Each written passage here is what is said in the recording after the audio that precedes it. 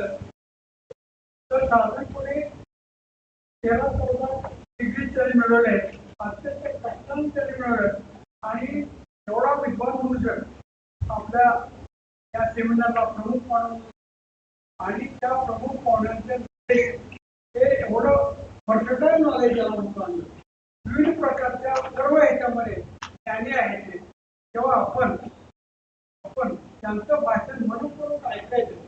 तुमच्याबरोबर मी पण ऐकणार आहे. कारण डिजिटल इंडियाची संकल्पना आहे. तो डिजिटल तुम्ही शिकला नाही तर तुम्ही निरक्षर असल्याचा भावना तुमच्यामध्ये निर्माण होऊ शकेल. तेव्हा त्याही वयात आमच्यासाठी मात्र अजूनही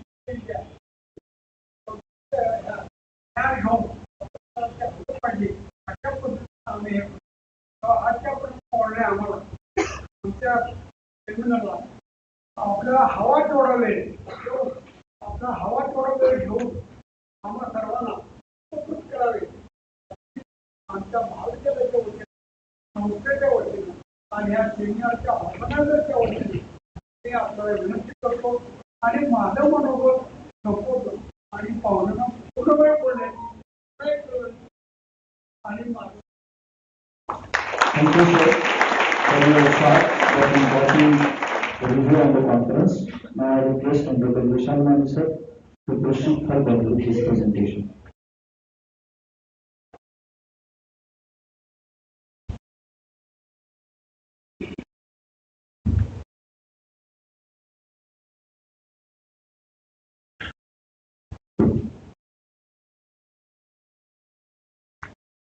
जय हिंद आणि सर्वांना नमस्कार. जय हिंद. समदारपणा नाहीये. इस्लामपूर वाळवा तालुका क्रांतिकारकांचा तालुका आणि सांगली जिल्ह्यामधला एक ऐतिहासिक असा तालुका. या तालुक्यामध्ये जय हिंदचा आवाज मला असा अपेक्षित नाहीये. जय हिंद. तर युवा अवस्थेमध्ये हा जोश हा जज्बा आपल्याला चांगल्या गोष्टींसाठी वापरायचा आहे आणि सर्व वयाच्या तरुण मित्रमैत्रिणींना माझा नमस्कार. जय हिंद.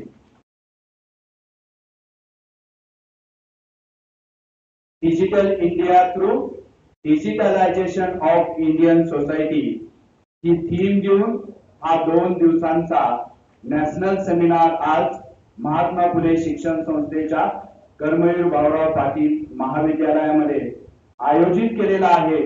आणि या सेमिनारच्या निमित्तानं उपस्थित असणाऱ्या आणि आयोजकांचं मी सर्वप्रथम अभिनंदन करतो की इस्लामपूर सारख्या शहरामध्ये डिजिटल इंडिया आणि डिजिटलायझेशन थ्रू इंडियन सोसायटी ही संकल्पना घेऊन हा राष्ट्रीय सेमिनार आयोजित केला जातो आणि अशा प्रकारचा वैचारिक संवाद आयोजित करून नितीन शिंदे सरांनी ज्या पद्धतीने सांगितलं की तंत्रज्ञानाच्या वापरातून आपणाला मिळणाऱ्या संधी आणि दुसरा भाग तंत्रज्ञानाच्या वापरामधले जे काही भविष्यामध्ये निर्माण होणारे धोके या दोन्हीचं विचारमंथन या 2 दिवसांमध्ये होणार आहे.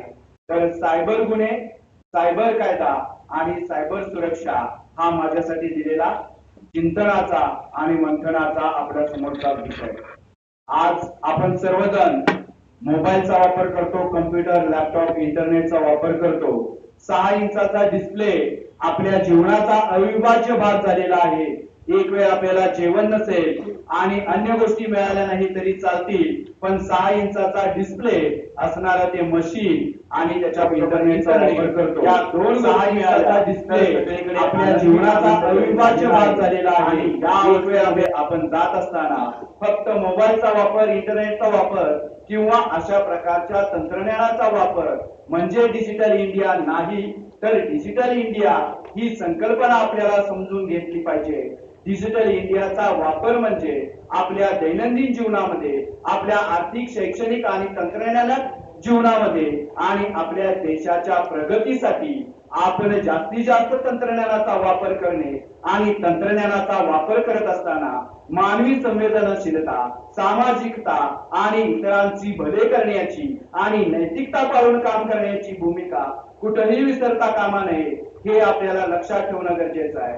सायबर गुन्ह्यांचा ज्या वेळेला विषय येतो, एक पोलीस अधिकारी म्हणून काम करताना ज्या वेळेला गुन्हेगार बघितले जातात त्यावेळेला एक काळ असा होता की प्रतिकूल परिस्थिती, गरिबी असल्यामुळे, आपल्या भौगोलिक परिस्थितीमुळे काही लोक गुन्हेगारीकडे वळत होते. पण आज उच्च शिक्षित, तंत्रज्ञानाचा चांगला वापर करणारे विद्यार्थी, तरुण आणि उच्च शिक्षित लोक सुद्धा गुन्हेगार झालेले आहेत. सायबर गुन्हे आणि व्हाईट कॉलर गुन्हेगारांचं प्रमाण वाढलेलं आहे. त्यावेळेला डिजिटलाइज इंडिया करताना आपण पारंपरिक प्रथा, परंपरा आणि आपली नैतिकता आणि जे चांगलं आहे ते विसरण्याची जी भूमिका घेतलेली आहे त्याच्यावरती सर्वप्रथम विचार मंथन होणं गरजेचं आहे.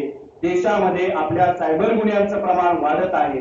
2022 ची जी आकडेवारी आपल्या समोर आलेली आहे, जगामध्ये सायबर गुन्ह्यांमध्ये भारताचा पहिला क्रमांक आलेला आहे. 90 कोटी आपले मोबाईल आणि इंटरनेट युजर आहेत. त्यापैकी 68% लोकांसोबत किमान एक तरी सायबर गुन्ह्याची घटना घडलेली आहे.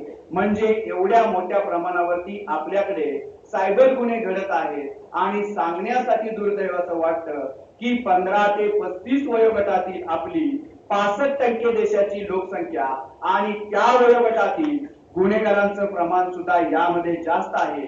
ही आपल्यासाठी सर्वात मोठी खेदाची बाब आहे. आपल्या देशामध्ये सायबर गुन्ह्यांचं प्रमाण वाढत असताना आपण त्याच्या सुरक्षिततेसाठी काही तरी उपाययोजना करणं गरजेचं आहे. आणि देश पातळीवरती, राज्य पातळीवरती, संस्थात्मक पातळीवरती आणि आपल्या वैयक्तिक पातळीवरती आपण त्या सुरक्षिततेच्या उपाययोजना यांचं अजिबात पालन करत नाहीये. एखाद्या विषयामध्ये आपण शिक्षण घेतो, डिग्री प्राप्त करतो, एखाद्या क्षेत्रामध्ये आपण काम करतो, नोकरी करतो, व्यवसाय करतो, धंदा करतो, म्हणजे आपण सर्व क्षेत्रामध्ये प्रशिक्षित झालेलो आहे असा जो आपला गैरसमज आहे, त्या गैरसमजातूनच अशा एवढ्या मोठ्या प्रमाणावरती भारतामध्ये सायबर गुन्हे होतात. आपण एखाद्या विषयाचं शिक्षण घेतलेलं आहे, एखाद्या क्षेत्रामध्ये काम करत आहे, पण या तंत्रज्ञानाच्या सर्व क्षेत्रामधलं आपल्याला अजिबात ज्ञान नाहीये. ड्रायव्हिंग लायसन्स काढण्यासाठी आपण काही लोक प्रशिक्षण घेतो, या व्यतिरिक्त अन्य कोणत्याही क्षेत्रातलं आपण प्रशिक्षण घेत नाहीये. ही आपल्यासाठी दुर्दैवाची बाब आहे. कवी मोरोपंतांचं मराठीमध्ये एक छान वाक्य आहे, केल्यानं देशाटन, पंडित मैत्री, सभेत संचार, शास्त्र ग्रंथ विलोकन, मनुजा येतसे चातुर्य फार. केल्यानं देशाटन म्हणजे वेगवेगळ्या स्थळांना, संस्थांना भेटी द्यायची आहे, पर्यटन करायचं आहे आणि तुमच्या ज्ञानामध्ये भर घालायची आहे, तुमचं व्यक्तिमत्व समृद्ध करायचं आहे. पंडित मैत्री, एखाद्या विषयातला तज्ञ आहे, विद्वान आहे, अभ्यासू आहे, त्याचा त्या क्षेत्रातला कामाचा प्रचंड अनुभव आहे आणि त्याने दिलेला सल्ला आणि मार्गदर्शन हे अचूक असतं. अशा व्यक्तींशी आपली मैत्री असली पाहिजे, ओळख असली पाहिजे, त्यांच्याशी वैचारिक संवाद होणं गरजेचं आहे. सभेत संचार, ज्या ठिकाणी चांगल्या उद्देशाने कार्यक्रम आयोजित केले जातात, चांगल्या उद्देशाने लोक एकत्र जमा झालेली असतात, अशा ठिकाणी आपली आवर्जून उपस्थिती असली पाहिजे. आणि चौथा महत्वाचा भाग शास्त्र ग्रंथ विलोकन, चांगल्या शास्त्रांचं, ग्रंथांचं आणि पुस्तकांचं वाचन करणं हे खूप महत्वाचं आहे. आणि या चारीचा एकत्रित परिणाम मनुजा येतसे चातुर्य फार. आज आपण स्मार्ट तंत्रज्ञान वापरतो, स्मार्ट डिव्हाइसेस वापरतो, पण त्या स्मार्ट तंत्रज्ञाना वापराबरोबर, स्मार्ट डिव्हाइसच्या वापराबरोबर आपल्याला स्वतःलाही स्मार्ट बनवलं पाहिजे.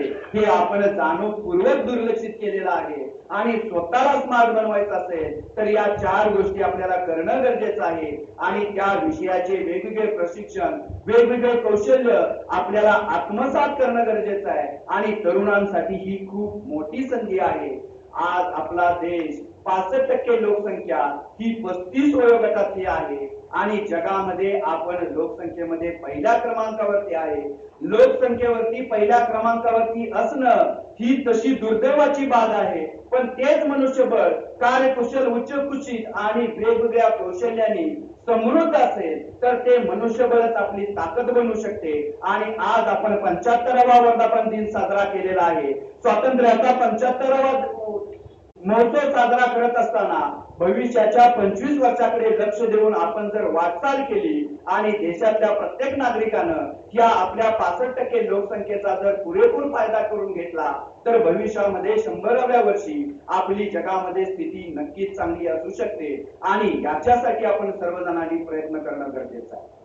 गुन्ह्यांचं प्रमाण वाढतंय, सायबर गुन्ह्यांचं प्रमाण वाढलेलं आहे. त्याच्यामध्ये मुख्यतः वैयक्तिक स्वरूपाचे गुन्हे आहेत, संघटित स्वरूपाचे गुन्हे आहेत, अंतर्गत सुरक्षिततेला धोका निर्माण गुन्हे आहेत, त्याचबरोबर देशाला बाह्य राष्ट्रांकडून असणाऱ्या धोक्याचे सुद्धा गुन्हे आहेत. त्यामध्ये सायबर दहशतवाद असेल किंवा सायबर हल्ल्याचं प्रमाण वाढू शकतं, अशा प्रकारचे गुन्हे आहेत. या 4 प्रकारच्या गुन्ह्यांकडे आपण लक्ष देणं गरजेचं आहे. पण पहिले जे दोन गुन्हे आहेत ते आपल्या वैयक्तिक स्तरावरचे आहेत.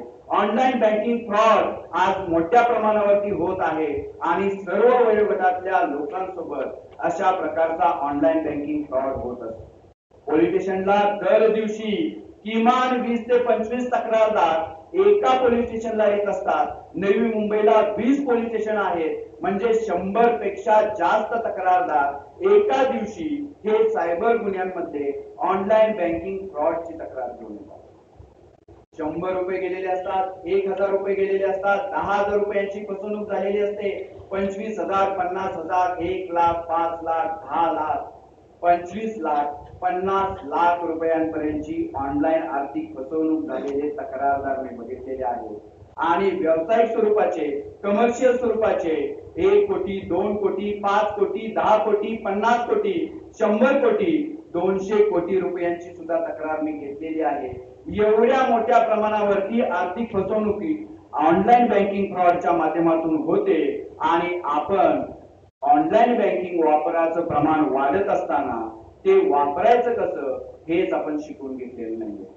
आपण ऑनलाईन बँकिंग मोड मध्ये 3 प्रकारचे बँकिंगची खाती वापरत असतो. पहिला मोड आहे UPI, जे तुमच्याकडे फोन पे, गुगल पे, पेटीएम या इन्स्टंट पेमेंट मोडचा तुम्ही वापर करता. तो इन्स्टंट पेमेंट मोड तुम्हाला कोणत्याही प्रकारचे बेनिफिशियरी ऍड न करता एक QR कोड स्कॅन करून किंवा मोबाईल नंबर टाकून तुम्हाला तात्काळ पैसे पाठवण्यासाठी 1 ते 2 सेकंदामध्ये कमी संख्येचे, कमी रकमेचे व्यवहार करण्यासाठी हा मोड दिलेला आहे. जेणेकरून तुम्हाला छोटी रक्कम काढण्यासाठी वारंवार बँकेमध्ये जाऊ लागू नये किंवा ATM मध्ये जाऊन पैसे काढण्याची वेळ येऊ नये, याच्यासाठी हा मोड दिलेला आहे. दुसरा आहे मोबाईल बँकिंगचा मोड. मोबाईल बँकिंग ऍप ज्या बँकेचं तुमचं अकाउंट आहे त्या बँकेकडून तुम्हाला दिलेलं असतं, पण त्याच्यासाठी तुम्हाला तुमचे बँकेचे डिटेल्स लॉग इन करून, डिटेल्स अपडेट करून मग तुम्हाला OTP क्रिएट होऊन तुम्हाला ते अकाउंट वापराची परवानगी दिलेली असते. आणि तुम्हाला जर कुणाला पैसे ट्रान्सफर करायचे असतील तर सर्वप्रथम त्या व्यक्तीचे बेनिफिशियरी ऍड करावे लागतात आणि बेनिफिशियरी ऍड केल्यानंतर समोरच्या व्यक्तीला अर्ध्या तासामध्ये तुम्ही 20 ते 25 हजार रुपयांची रक्कम पाठवू शकता आणि अर्ध्या तासानंतर किंवा 24 तास 48 तासाची बँकेने जी मुदत दिलेली आहे त्या मुदतीनंतर तुम्ही मोठ्या रकमेचे व्यवहार करू शकता. त्या ठिकाणी काही लाख रुपयांपर्यंतचे, म्हणजे 2 लाख ते 5 लाख, 10 लाख, ज्या पद्धतीने तुम्ही मर्यादा निश्चित केलेली असते अशा प्रकारचे व्यवहार तिथे आपण करतो. तिसऱ्या प्रकारचा मोड आहे इंटरनेट बँकिंग. इंटरनेट बँकिंगचा वापर मोठ्या स्वरूपाचे पेमेंट्स करण्यासाठी जास्तीत जास्त केला जातो आणि आपल्या स्वतःच्या लॅपटॉप वरती, PC वरती आपण इंटरनेट बँकिंग स्वतः ऍक्टिव्हेट करून घेतल्यानंतर आणि बेनिफिशियरी ऍड केल्यानंतर अर्धा तास किंवा 24 तास 48 तासाच्या मोबाईल बँकिंग ऍपच्या मुदतीप्रमाणेच इथं आपल्याला पैसे ट्रान्सफर करता येतात. आणि चौथा आहे प्लास्टिक मोड, ज्या पद्धतीने क्रेडिट कार्ड, डेबिट कार्डच्या माध्यमातून सुद्धा आपण प्लास्टिक मनी मध्ये ट्रान्झॅक्शन करून पैसे ट्रान्सफर करू शकतो. आणि 5वा प्रत्यक्ष बँकेमध्ये जाऊन आपल्याला बँकेचे व्यवहार करायचे असतात. पण आपण घेतलेलं शिक्षण, आपल्याला असलेला मेंदू याचा आपण कधी वापरच करत नाहीये आणि इन्स्टंट बँकिंग मोबाईलचा ऍपचा आपण फक्त वापर करतो आणि UPI द्वारे, गुगल पे, पेटीएम, फोन पे याच्याद्वारेच आपण सर्व व्यवहार करायला लागलेलो आहोत आणि त्याचाच गैरफायदा हे सायबर गुन्हेगार घेत आहेत. कारण की तिथे तुम्हाला बेनिफिशियरी ऍड करावे लागत नाहीये. एक QR कोड स्कॅन केल्यामुळे किंवा मोबाईल नंबर टाकल्यामुळे तुमचे पैसे 1 ते 2 सेकंदामध्ये समोरच्या व्यक्तीला ट्रान्सफर होतात आणि या 4 मोडच्या वापराबद्दल, या 4 मोडचा वापर करताना या वेळेच्या सुरक्षिततेच्या उपाययोजनेबद्दल आपण पूर्णतः अनभिज्ञ आहोत आणि त्यामुळे आपल्या सोबत सायबर गुन्हेगार या इन्स्टंट पेमेंट मोडचा वापर करून आर्थिक फसवणूक करत असतात. त्यामुळे पहिली तुम्हाला मी विनंती करेन की ऑनलाईन बँकिंगचा वापर करताना या 3 संकल्पना तुम्ही व्यवस्थित समजावून घ्या आणि अनोळखी व्यक्तीला, जो व्यक्ती तुमच्या समोर नाहीये, अशा व्यक्तीला पैसे ट्रान्सफर करताना तुम्ही पूर्ण काळजीपूर्वक शहानिशा करून खात्री पटल्याशिवाय पैसे पाठवू नका, कोणत्याही स्वरूपाचा व्यवहार करू नका. महाराष्ट्रामध्ये 2023 मध्ये 300 कोटी रुपयांची आर्थिक फसवणूक 6 महिन्यामध्ये झालेली आहे आणि 2022 मध्ये 500 कोटी रुपयांची आर्थिक फसवणूक या फक्त नोंदणीकृत असलेल्या FIR मधून झालेली आहे. 90% FIR रजिस्टर होत नाहीये, पोलिसांना रिपोर्ट होत नाहीये. त्यांची संख्या कितीतरी मोठ्या संख्येने आहे. ही बाब सुद्धा तुम्ही लक्षात घेतली पाहिजे आणि अनोळखी व्यक्तीला व्हर्च्युअल माध्यमातून, डिजिटल माध्यमातून, ऑनलाईन माध्यमातून पैसे ट्रान्सफर करताना तुम्ही पूर्णतः खबरदारी घेतली पाहिजे. तुमच्या मनामध्ये एक गैरसमज निर्माण झाला असेल की आम्ही मोबाईल आणि इंटरनेटचा कितीतरी दिवसांपासून, वर्षापासून वापर करतो, आम्ही उच्च शिक्षित आहोत, आम्ही चांगल्या पद्धतीने सर्व तंत्रज्ञान हाताळतो. पण तुम्ही जे तंत्रज्ञान हाताळता ते 3च कारणांसाठी हाताळता: एंटरटेनमेंट, एन्जॉयमेंट आणि सेलिब्रेशन. तुम्हाला कोणत्याही या तंत्रज्ञान वापरामधलं विशेष असं तांत्रिक ज्ञान तुम्ही घेतलेलं नाहीये, त्याचं कोणतंही प्रशिक्षण घेतलेलं नाहीये, कोणत्याही तज्ञ व्यक्तीकडून तुम्ही मार्गदर्शन घेतलेलं नाहीये. त्यामुळे पहिला हा गैरसमज डोक्यातून काढून टाका आणि हे सगळं तंत्रज्ञान तुम्हाला वापरायचं असेल तर तुम्हाला प्रशिक्षण घेणं हे खूप गरजेचं आहे. 1921 साली शांततेचा नोबेल पुरस्कार स्वीकारताना क्रिस्टियन लँज नावाच्या नॉर्वेयन तत्ववेत्याने एक वाक्य उच्चारलेलं होतं: technology is useful servant but dangerous master. तुम्ही जर टेक्नॉलॉजीचा वापर कसा करायचा हे जर शिकलेला असाल आणि त्याचा वापर जर योग्य प्रकारे करत असाल तर तंत्रज्ञान हे तुमच्यासाठी उपयुक्त नोकर म्हणून काम करेल. पण तंत्रज्ञानाचा वापर कसा करायचा याचं जर प्रशिक्षण आणि ज्ञान तुम्ही घेतलेलं नसेल तर तंत्रज्ञान हे तुमच्यासाठी धोकादायक आणि हानिकारक नक्कीच ठरणार आहे आणि त्याचा अनुभव या ऑनलाईन बँकिंग फ्रॉडच्या माध्यमातून आपल्याला मोठ्या प्रमाणावरती येतोय. त्यामुळे तुम्ही ऑनलाईन बँकिंगचा वापर करताना पूर्णतः काळजीपूर्वक करणं गरजेचं आहे. तरुण मुलं इथं बसलेले आहेत, विद्यार्थी आहेत, त्यांना मला सांगायचं आहे की ऑनलाईन शॉपिंग करताना किंवा ऑनलाईन साठी, जॉब साठी तुम्ही ज्या वेळेला भविष्यामध्ये अप्लाय कराल त्यावेळेला तुम्हाला डिजिटल माध्यमातून ज्या सर्व काही गोष्टी दिसतात त्या सर्व खऱ्या आहेत याच्यावरती तुम्ही अजिबात विश्वास ठेवू नका. कारण की आपला अजून एक गैरसमज आहे, गुगल वरती जे काही आपण सर्च करतो ते सर्व काही खरं आणि अधिकृत आहे असा आपला गैरसमज आहे. पण या गुगलच्या माध्यमातून जे काही आपण सर्च करतो त्यावरती विश्वास न ठेवता ऑथेंटिक वेबसाईट आहेत, ऑथेंटिक जी माहिती आहे ती कोणत्या सोर्स मधून आपल्याला मिळते, कोणत्या वेबसाईटद्वारे, पोर्टलद्वारे आपल्याला मिळते याची पहिल्यांदा आपल्याला खात्री करणं गरजेचं आहे आणि त्यानंतरच आपण त्या वेबसाईट आणि पोर्टलचा वापर केला पाहिजे. कस्टमर केअरचे नंबर सुद्धा आपण गुगल वरती सर्च करतो आणि येणाऱ्या फ्रॉड क्रिमिनलच्या नंबरवरती आपण संपर्क करतो आणि स्वतः त्या क्रिमिनलला सांगतो की मी गुन्हा घडून घेण्यासाठी तुम्हाला कॉल करत आहे, माझ्या बँकेच्या अकाउंट मध्ये पैसे आहेत आणि ते मी तुम्हाला पिन पासवर्ड देऊन सांगणार आहे, तुम्ही ते पैसे घेऊन जा. म्हणजे आपण शिक्षण घेतलेलं आहे, आपण तंत्रज्ञानाचा वापर करतो आणि आपल्या डोक्यामध्ये मेंदू नावाचा एक अवयव आहे त्याचा आपण वापर न केल्यामुळे हे सायबर गुन्हे घडत आहेत. मगाशी चर्चेमध्ये सांगत सरांशी बोलत होतो त्यावेळेला सर बोलत होते की हे सायबर गुन्हेगार खूप हुशार असतील, खूप तंत्रज्ञानाचं ज्ञान असेल त्यांना. मला तुम्हाला सांगायचं आहे की हे सायबर गुन्हे तुमच्यापेक्षा कमी शिकलेले आहेत, तुमच्यापेक्षा अप्रगत राज्यामध्ये राहतात, तुमच्यापेक्षा कमी ज्ञान त्यांच्याकडे आहे, पण तुमचा मेंदू वापर न करता त्यांचा स्वतःचा मेंदू ते चांगल्या पद्धतीने वापर करतात. हाच फक्त तुमच्या आणि त्यांच्यामध्ये फरक आहे. तुम्ही सुद्धा जर तुमचा मेंदू शिक्षण आणि ज्ञान जर वापरलं तर कोणताही गुन्हेगार तुम्हाला ऑनलाईन बँकिंग फ्रॉड किंवा सोशल मीडियाच्या गुन्ह्यामध्ये फसवणूक करणार नाहीये. तुम्ही सहजपणे कोणत्याही व्यक्तीवरती विश्वास ठेवून डिजिटल माध्यमातून किंवा ऑनलाईन माध्यमातून किंवा सोशल मीडियाच्या प्रोफाईल वरती जे काही दिसतं ते सर्व तुम्ही खरे मानायला चालू करता आणि खरं मानल्यानंतर विश्वास ठेवल्यानंतर तुम्ही त्या समोरच्या व्यक्तीला जो प्रतिसाद देता त्याच वेळेला तो व्यक्ती ओळखतो की हा माझा विक्टिम होण्यासाठी योग्य व्यक्ती आहे आणि मग तो तुमच्यावरती वेळ घालवतो, वेळ देतो, पैसा खर्च करतो. तुमचा डेटा सुद्धा हा सुरक्षित नाहीये. तुमचा डेटा अगोदरच त्यांनी विकत घेतलेला आहे आणि विकत घेतलेल्या डेटावरती डेटा अनालिसिस करून कोणता व्यक्ती फसू शकतो याचा त्यांनी पूर्णतः अभ्यास केलेला आहे. म्हणजे सायबर गुन्हेगार हे पूर्णतः नियोजन करून तुम्हाला फसवणूक करण्यासाठी सर्व डेटाचा वापर करतात. आजचं युग हे माहिती तंत्रज्ञानाचं युग आहे असं आपण म्हणतो, पण सायबर गुन्हेगार या माहिती तंत्रज्ञानातल्या युगामधल्या डेटाचा चांगल्या पद्धतीने वापर करतात. डेटा विकत घेऊन तुम्हाला फसवण्यासाठी प्रयत्न करतात आणि तुम्ही सहजपणे त्यांच्या जाळामध्ये अडकता.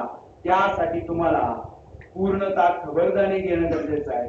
या विषयाचं ट्रेनिंग प्रशिक्षण कुठेही दिलं जात नाहीये.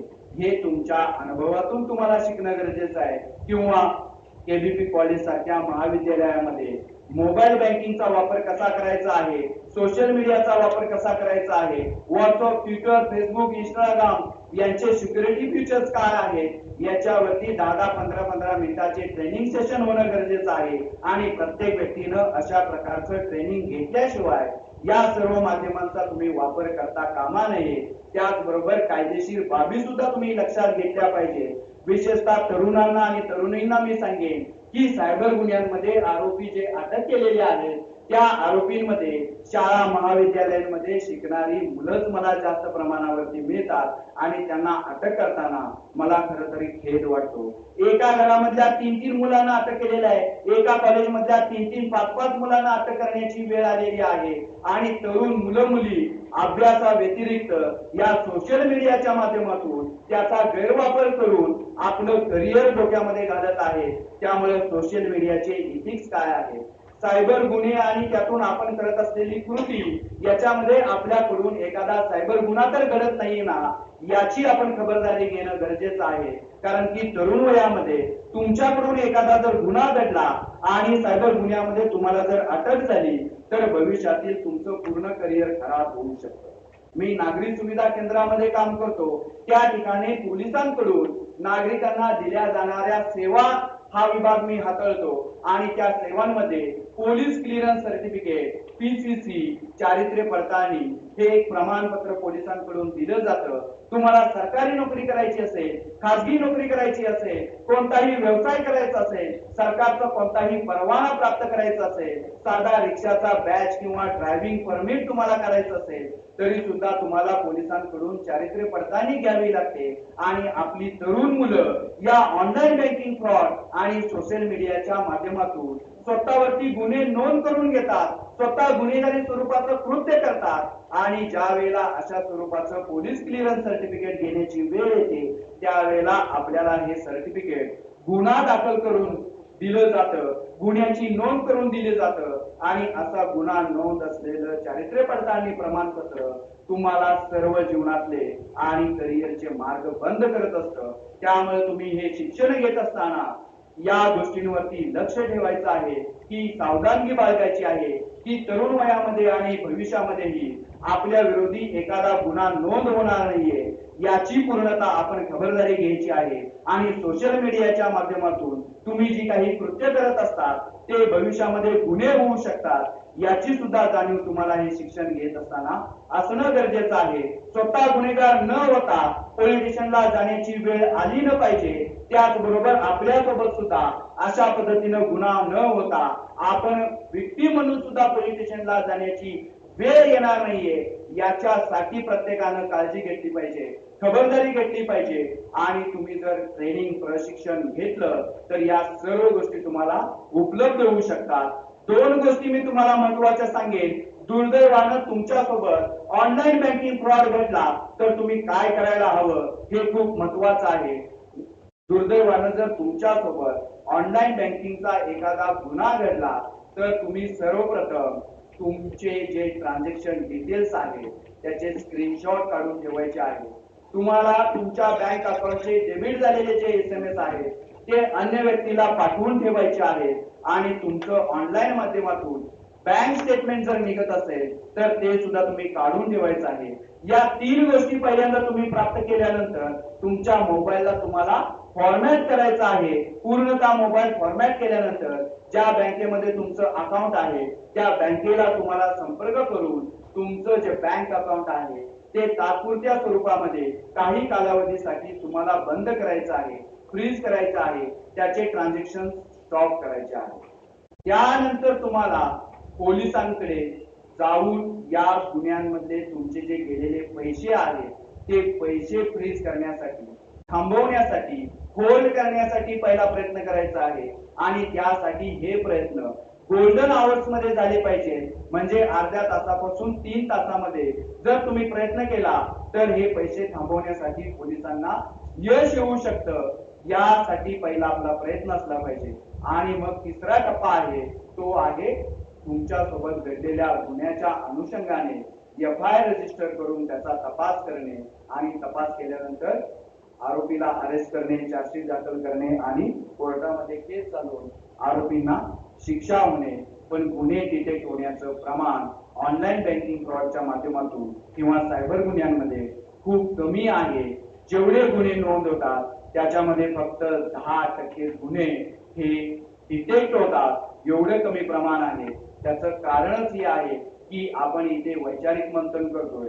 पोलीस व्यवस्था सुद्धा तेवढी सक्षम नाहीये, न्यायालयीन व्यवस्था तेवढी सक्षम नाहीये, सायबर फॉरेन्सिक लॅबोरेटरी मध्ये तेवढ्या मोठ्या प्रमाणावरती आपल्याकडं मनुष्यबळ उपलब्ध नाहीये आणि आपल्या देशाचं धोरण सुद्धा तेवढं सक्षम नाहीये. त्यामुळे या सायबर गुन्हेगारांकडून याचा गैरफायदा घेतला जातो आणि फक्त आपल्या देशांतर्गत सायबर गुन्हेगारांकडूनच आपल्याला धोका आहे असं नाहीये, तर आपल्या देशाबाहेरचे सुद्धा गुन्हेगार या माध्यमातून आपली फसवणूक करत असतात. आणि बाहेरचे जे गुन्हेगार आहेत, सायबर गुन्ह्यांच्या ज्या घटना आहेत त्याच्यामध्ये 2 प्रकारचे गुन्हे मुख्यतः होतात. एक पहिली आहे आपल्या अंतर्गत सुरक्षतेला किंवा आपल्या अंतर्गत यंत्रणेला धोका निर्माण करणे, भीती निर्माण करणे, ती यंत्रणा हॅक करणे, अशा स्वरूपाचे गुन्हे केले जातात. आणि त्या माध्यमातून खंडणी मागितली जाते, पैशाचे व्यवहार केले जातात, आर्थिक फसवणूक केली जाते आणि मोठ्या प्रमाणावरती आपल्या आर्थिक नुकसानीसाठी ते कारणीभूत ठरत असतात. तुम्हाला जाणीवपूर्वक या गोष्टींकडे मला लक्ष वेधून द्यायचं आहे की भारताच्या आजूबाजूचे जर देश तुम्ही बघितले, पाकिस्तान असेल, बांगलादेश असेल, श्रीलंका असेल, अफगाणिस्तान असतील, नेपाळ असेल, या देशातली अंतर्गत राजकीय परिस्थिती किंवा आर्थिक स्थिती अजिबात चांगली नाहीये. आणि या देशातील नागरिकांकडून, तरुणांकडून भविष्यामध्ये तुमच्या सोबत असे ऑनलाईन बँकिंग फ्रॉड, सोशल मीडियाचे फ्रॉड किंवा व्यावसायिक स्वरूपाच्या व्यवसाय नुकसान, धोके, हॅकिंग करून डेटा चोरी करणे या स्वरूपाच्या गुन्ह्यांमध्ये वाढ होऊ शकते. कारण की नॉर्थ कोरिया नावाचा एक देश आहे, तो देश अण्वस्त्र सज्ज झालेला आहे. त्या देशावरती जगातल्या बहुसंख्य देशांनी निर्बंध घातलेले असताना सुद्धा त्या देशाची आर्थिक स्थिती चांगली आहे किंवा संरक्षणाच्या बाबतीत, अण्वस्त्रांच्या बाबतीमध्ये तो यशस्वीरित्या काम करतोय. त्याचं कारणच हे आहे की जागतिक स्तरावरती सायबर गुन्हे करून ते त्यांची अर्थव्यवस्था चांगल्या पद्धतीने सक्षम करत आहे. त्यामुळे भविष्यामध्ये तरुणांसाठी, शिक्षकांसाठी आणि या क्षेत्रातल्या तज्ञांसाठी बाहेरचे जे आपल्या आजूबाजूचे देश आहेत त्या देशातल्या तरुणांकडून, तंत्रज्ञांकडून आपल्या देशाला धोका आहे. या अनुषंगाने आपण आपली सुरक्षितता उंचावली पाहिजे, आपलं ज्ञान वाढवलं पाहिजे. त्याचबरोबर एकूण आपली जी तांत्रिक व्यवस्था आहे ती सुधारण्यासाठी सुद्धा आपण प्रयत्न केला पाहिजे. आणि सायबर दहशतवाद सायबर हल्ले हे सुद्धा भविष्यामध्ये वाढण्याची शक्यता आहे. चीन हा आपल्या बाजूचा देश आहे, तो जागतिक महासत्ता बनलेला आहे, यात कुठल्याही प्रकारचं दुमत नाहीये. आणि चीननं आर्थिक स्थिती मजबूत करण्यावरती पहिलं प्राधान्य दिलेलं आहे आणि आर्टिफिशियल इंटेलिजन्स नावाचा ड्रोन तंत्रज्ञान, रोबोटिक्स या सर्व विषयांचा चांगल्या पद्धतीनं वापर करून प्रत्यक्ष जमिनीवरची लढाई, अण्वस्त्रांचा वापर करून करण्याची लढाई करण्याची गरज त्यांना अजिबात पडणार नाहीये. भविष्यामध्ये अशा प्रकारचे सायबर हल्ले करून आपली आर्थिक व्यवस्था, देशाची संरक्षण व्यवस्था आणि पूर्ण देशातली तांत्रिक व्यवस्था ठप्प करण्याची क्षमता चीनकडे आहे आणि त्या माध्यमातून ते प्रयत्न सुद्धा करत आहे. त्यामुळे ही गोष्ट सुद्धा आपण या परिषदेच्या माध्यमातून वैचारिक संवाद करत असताना लक्षात घेणं गरजेचं आहे. आपण जगामध्ये आपला दबदबा निर्माण करायचा असेल तर अब्दुल कलामांनी सांगितलेलं होतं की शक्ती हीच शांतता निर्माण करू शकते. म्हणून अब्दुल कलामांनी मिसाईल मॅन बनून आपल्या देशामध्ये फायटर प्लेन्स, अण्वस्त्र तंत्रज्ञान या क्षेत्रामध्ये उच्च दर्जाचं काम त्यांच्या शास्त्रज्ञांच्या मदतीने केलेलं होतं. पण भविष्यामध्ये सायबर क्षेत्रामधला असा अब्दुल कलाम प्रत्येक व्यक्तीने बनणं गरजेचं आहे. त्याशिवाय आपण या भविष्यातल्या धोक्यावरती मात करू शकत नाहीये. एक अब्दुल कलाम निर्माण होऊन चालणार नाहीये. प्रत्येक व्यक्तीनं अब्दुल कलामांसारखं होणं हे जास्त गरजेचं आहे. आणि भविष्यामध्ये सायबर क्षेत्रामधली सायबर सुरक्षिततेला आपण महत्व देऊन त्या क्षेत्रामध्ये आपण बेसिक ज्ञान प्राप्त केलेलं नाहीये.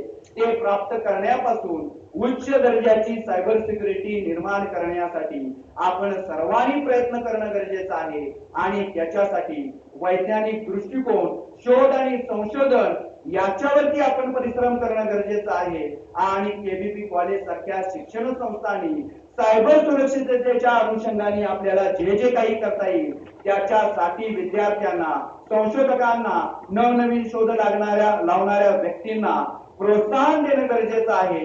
जेणेकरून येणाऱ्या 25 वर्षामध्ये आपण एक उच्च ध्येय ठेवून आपल्या देशाला सायबर सुरक्षिततेच्या माध्यमातून सक्षम बनवण्यासाठी आपण प्रयत्न करू शकतो. कारण की जागतिक स्तरावरती पॅलेस्टाईनियन हॅकर्स असतील, मलेशियन ड्रॅगर हॅकर्स ग्रुप असेल, चीनी हॅकर्स असतील, अशा स्वरूपाचे हॅकर्स मोठ्या प्रमाणावरती तयार होत असतात आणि धार्मिक युद्धामध्ये सुद्धा अशा स्वरूपाचे धोके आपल्याला अन्य राष्ट्रांकडून आहेत.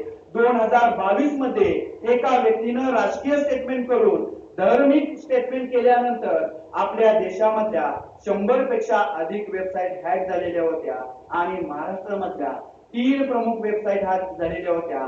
त्यामध्ये पहिली होती ठाणे शहर पोलीस आयुक्तालयाची वेबसाईट, दुसरी होती मुंबई विद्यापीठाची वेबसाईट आणि तिसरी होती ज्युडिशियरी अकॅडमी जी आपली ठाण्याला उत्तम या ठिकाणी आहे. या आपल्या महाराष्ट्रातील 3 प्रमुख वेबसाईट हॅक झालेल्या होत्या.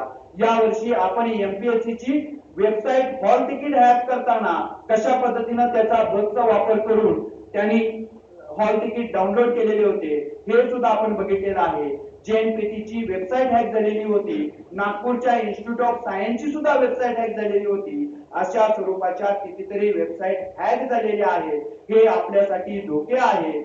आपले अकाउंट हॅक होण्यापासून आपल्या देश स्तरावरच्या अशा मोठमोठ्या वेबसाईट हॅक करण्यापर्यंत या सायबर हल्ले करणाऱ्यांची मजल गेलेली आहे आणि त्यांना ते सहजपणे शक्य आहे.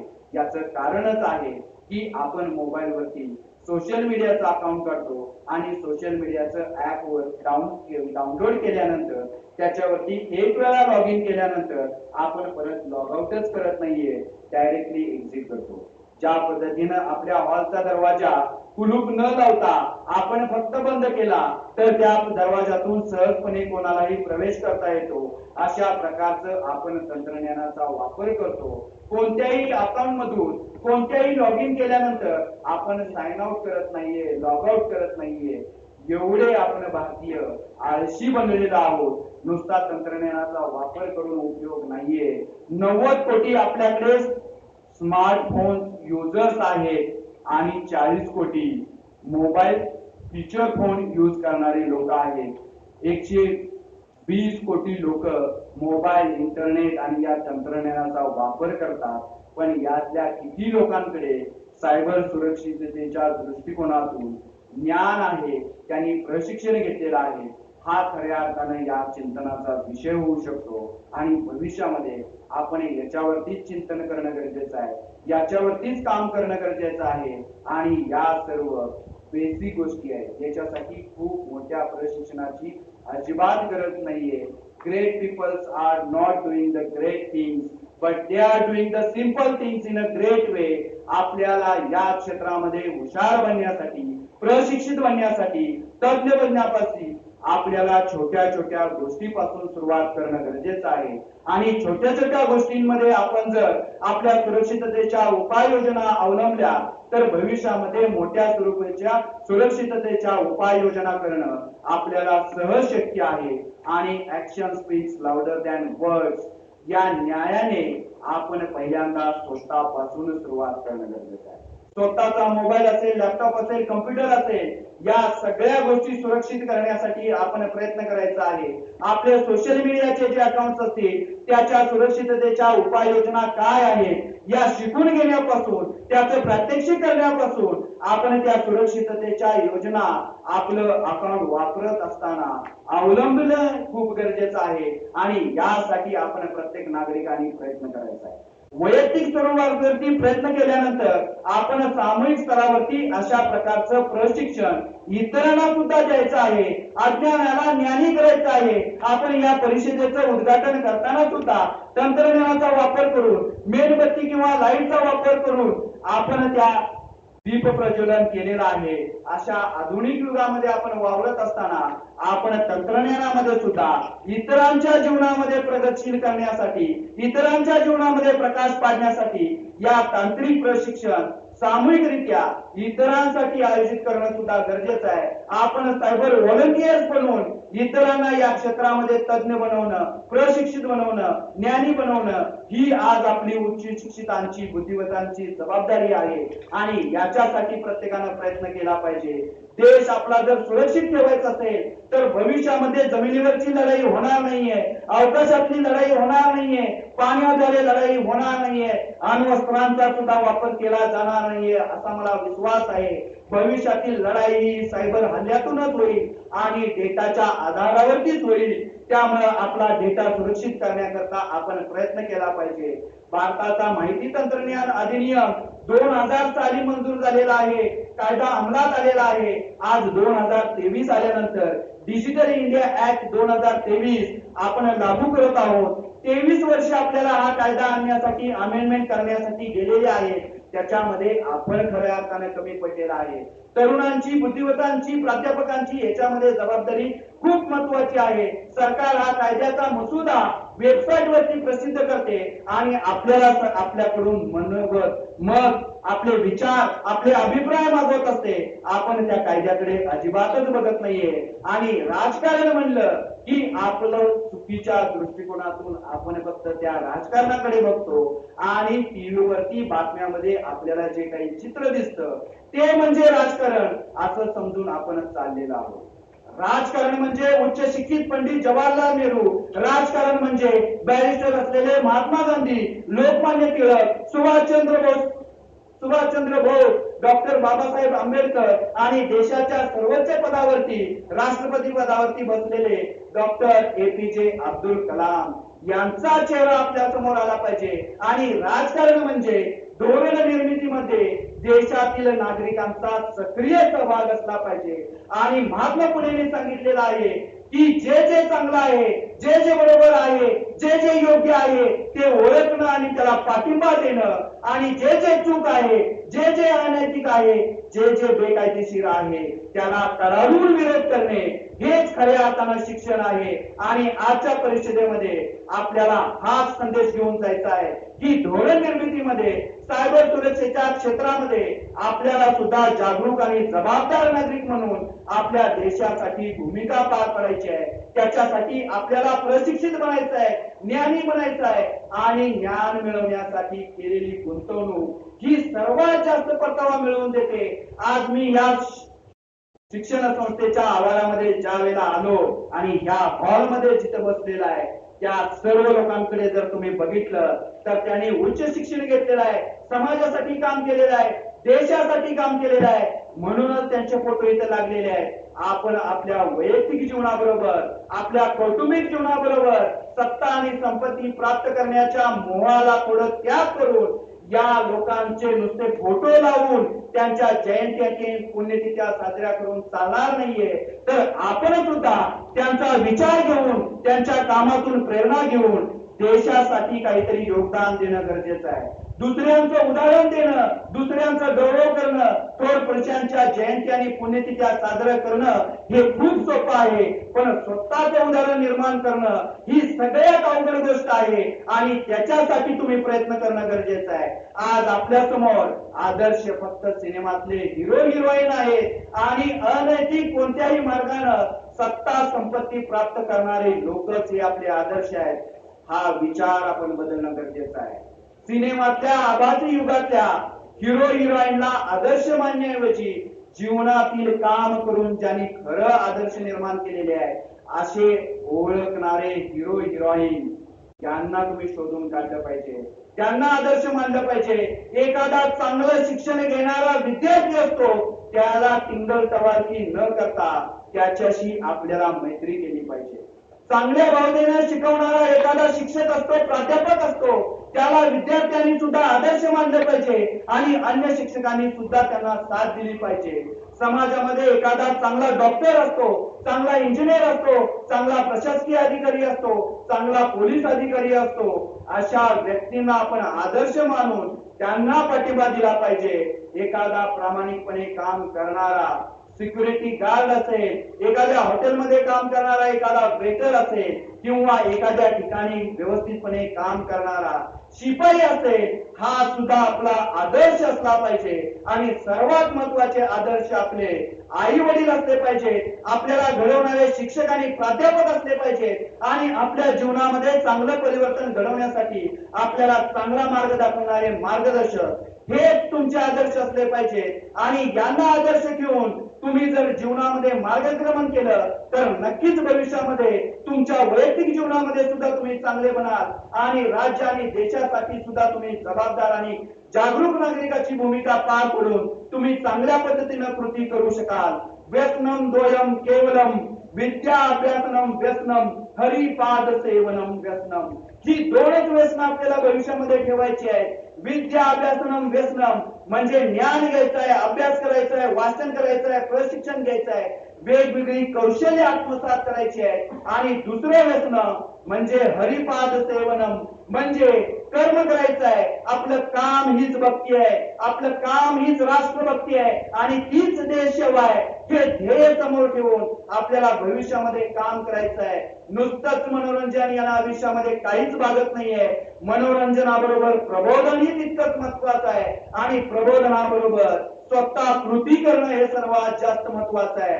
बोले तैसा चाले त्याची वंदावी पावले असं म्हणत आपण स्वतः त्या मार्गावरती चालायचं आहे. त्या मोह मनोरंजन या गोष्टी जीवनामध्ये आहेत, त्याच्यावरती आपल्याला मात करता आली पाहिजे, त्याचा त्याग करता आला पाहिजे. आणि जुन्या प्रथा परंपरा ज्या आपल्या आहेत, जुने जे संतांनी आपल्याला सांगितले, इतिहासकारांनी जे आपल्याला सांगितले, स्वातंत्र्य सैनिकांनी जे सांगितलेलं आहे, क्रांतिकारकांनी जे सांगितलेलं आहे आणि या सगळ्यांनी ज्यांनी चांगलं काम करून आपल्यापुढे उदात्त आदर्श ठेवलेले आहेत, या आदर्शावरती भविष्यामध्ये आपल्याला कृतीशील योगदान देऊन खऱ्या अर्थानं आपल्याला देशभक्ती व्यक्त करायची आहे. मी आज तुम्हाला आवाहन करतो की आपण सर्वांनी मिळून हे व्रत घेऊया आणि देशाला 100 वर्ष पूर्ण होईपर्यंत सायबर सुरक्षिततेच्या क्षेत्रामध्ये आपण सुरक्षित बनवूया, बलशाली बनवूया.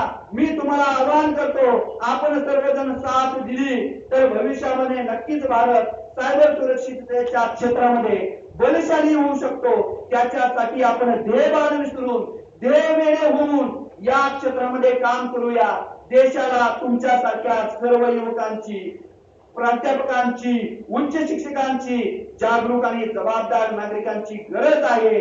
आपल्या वैयक्तिक कौटुंबिक प्रगतीबरोबर समाज, राज्य आणि देशाच्या प्रगतीसाठी भविष्य काळामध्ये आज आता क्षणापासून आपल्याला योगदान द्यायचं आहे. त्यासाठी आपण प्रयत्न करूया. जय हिंद, जय भारत, जय Maharashtra.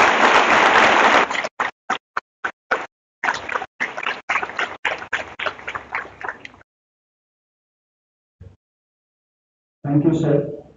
As the great poet Wordsworth has said, that real knowledge takes birth at real experience in the company of nature and people. Our entire talk presentation was real knowledge of real experience in life. Your presentation was mainly focused on 3-4 points. First was training of users by using mobiles and different digital apps. Then you concentrated on awareness of the people while deliberating different social platforms. Scientific attitude, research and education, support to students, and last, participation of citizens in policy formation. It was the great highest point of your presentation that appealed our students to participate in policy formation, and we also advise them to have good ideals in their life to follow. Entirely, I would like to say that this conference is inaugurated with very thoughtful session. Now, I request participants to raise your questions or doubts if you have in your mind, if you want to ask, if you want to have clearance on any aspect of the cyber security. Participants, students, teachers, if you have any doubt, you can raise your point.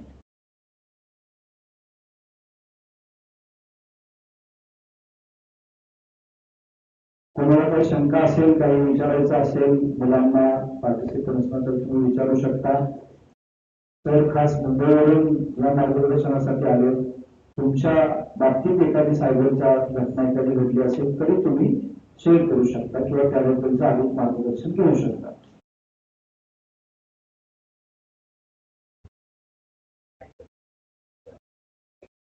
कोणताही प्रश्न विचारू शकता. घाबरण्याची किंवा कोणतीही भीती बाळगण्याची अजिबात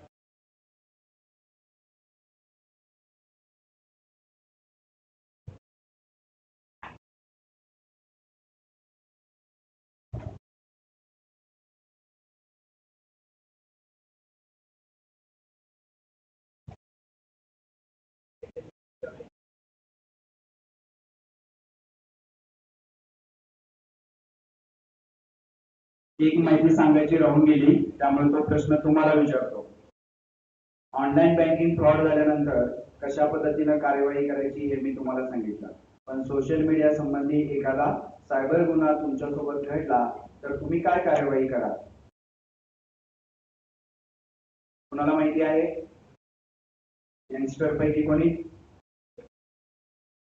social मीडियाचं account hack झालेलं आहे किंवा तुमच्यासोबत सोशल मीडिया संबंधी एखादी बदनामीकारक पोस्ट टाकलेली आहे किंवा अब्युसिव्ह कमेंट केलेली आहे, तर तुम्ही काय कार्यवाही कराल? सोशल मीडियावर आपलं इंस्टाग्राम किंवा फेसबुकवरला अकाउंट हॅक झाला असेल तर आपण लगेच पासवर्ड चेंज करू शकतो किंवा एखादा स्ट्रॉंग पासवर्ड चेंज करू शकतो. नंतर एखादी पोस्टवर निगेटिव्ह कमेंट आली असेल तर लगेच तात्काळमध्ये आपण कमेंट ऑफ करू शकतो. काय नाव तुझं? माझं नाव असलम रे. असलम. असलमसाठी जोरदार टाळ्या वाजवा. तर असलमनं कंडिशन सांगितलेली होती की आपलं अकाउंट हॅक झाल्यानंतर आपल्याला त्या अकाउंटचा असेस बऱ्याच वेळा नसतो. म्हणजे ड्युअल असेस असेल, अकाउंट हॅक केल्यानंतर पासवर्ड वगैरे चेंज केलेले नसतील तर तुम्हाला जो पहिला युजर आहे त्याला त्याचा ऍक्सेस राहू शकतो.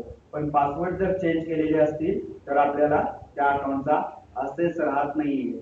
पहिली गोष्ट तुम्हाला लक्षात ठेवायची आहे, तुमचं एखादं फेक अकाउंट बनवलं असेल किंवा दुसऱ्या व्यक्तीनं अकाउंट हॅक केलं असेल तर त्याची URL लिंक कॉपी करायची आहे. अकाउंटचा प्रोफाईल फोटो तुम्हाला काढायचा आहे. प्रोफाईल फोटोचा स्क्रीनशॉट सुद्धा तुम्हाला लॅपटॉप वरती घ्यायचा आहे. अल्ट कंट्रोल प्रिंट ऑप्शन दाबून तुम्हाला तो लॅपटॉप वरती फोटो घ्यायचा आहे. त्याचबरोबर जी अब्युसिव्ह कमेंट असेल, फोटो असेल, पोस्ट असेल, व्हिडिओज असतील त्याचा सुद्धा स्क्रीनशॉट तुम्हाला काढायचा आहे आणि त्याची सुद्धा URL लिंक तुम्हाला कॉपी करून ठेवायची आहे. आणि हे घेतल्यानंतर फोटो स्क्रीनशॉट हे घेतल्यानंतर जी अबेसिव्ह कमेंट असेल, फोटो असेल, व्हिडिओ असेल, ते सुद्धा आपण डाउनलोड करून सेव्ह करून ठेवायचे आहे. आणि नंतर रिपोर्टिंग प्रकार आहे तो तुम्ही इंडिव्हिज्युअल लेवलला सुद्धा रिपोर्टिंग करू शकता. त्या संबंधित कंपनीला त्या कन्सर्न अकाउंट वरून सुद्धा तुम्ही रिपोर्ट करू शकता. तुमच्या मित्राच्या अकाउंट वरून सुद्धा रिपोर्ट करू शकता. त्याचबरोबर सायबर पोलीस स्टेशनला जाऊन सुद्धा तुम्ही ते अकाउंट बंद करण्यापासून आणि त्याचे डिटेल्स प्राप्त करून पुढे गुन्हा दाखल करण्याची कारवाईपर्यंत पोहोचता येऊ शकतं. तुमच्या माहितीसाठी मी सांगतो की सोशल मीडियातून किंवा ऑनलाईन बँकिंग फ्रॉडच्या माध्यमातून केलेल्या गुन्हेगारांपर्यंत पोहोचणं हे हुशार अभ्यासू पोलीस अधिकाऱ्याला किंवा तपास करणाऱ्या व्यक्तीला अतिशय सोपा आहे आणि सहजपणे शक्य आहे. तुमचा असा गैरसमज असतो की आपण अशा पद्धतीनं सायबर क्राईम एखादा केला तर पोलीस आपल्यापर्यंत पोहोचू शकणार नाहीये.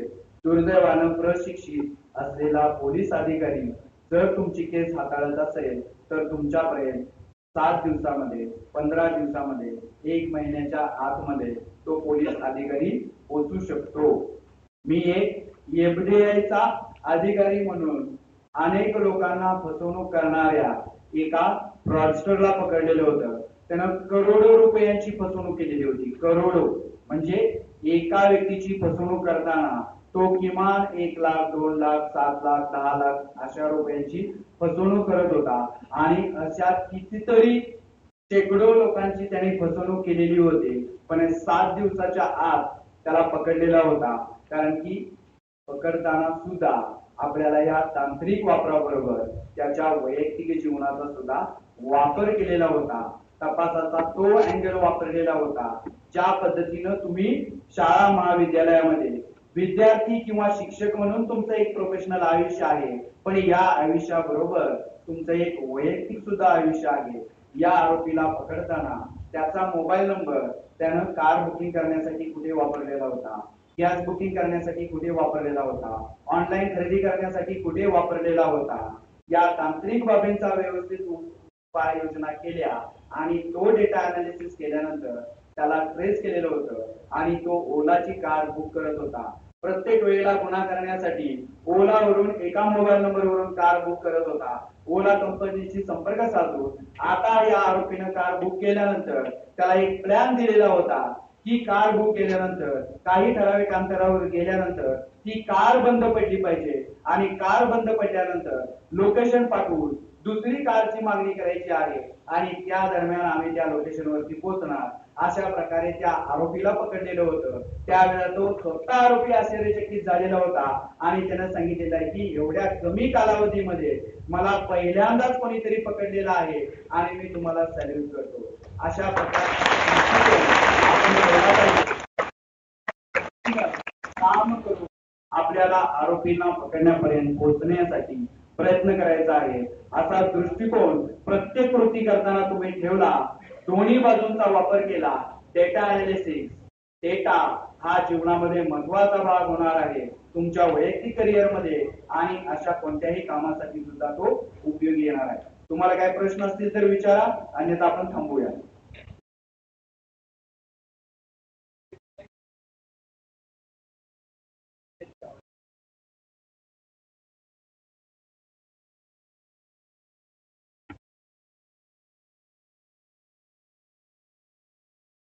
त्यावेळेला लॉकडाऊन पडलं त्यावेळेला KBC म्हणून एका नंबरवरून मेसेज यायचा आणि तो मेसेज आल्यावरती असं आपल्याला कळायचं की तुमच्या जिओच्या नंबरवरती एक लॉटरी लागली आहे आणि ती लॉटरी लागली आहे, सो तुम्ही ह्या नंबरशी कॉन्टॅक्ट करा. मग त्याच्यावरती एक नंबर असायचा. मग त्या नंबरवर कॉन्टॅक्ट केल्यावरती ते कोणतरी भाई गुरु म्हणून होते. मग ते म्हणायचे की म्हणजे हिंदीमध्ये ते बोलायचे आणि ते म्हणायचे की तुम्हाला ही लॉटरी हवी असेल तर तुम्ही पैसे पाठवा, इतके पैसे पाठवा.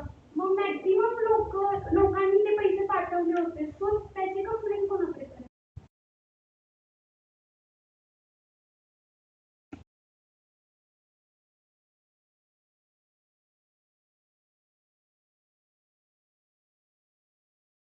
आपापसात बोलू नका.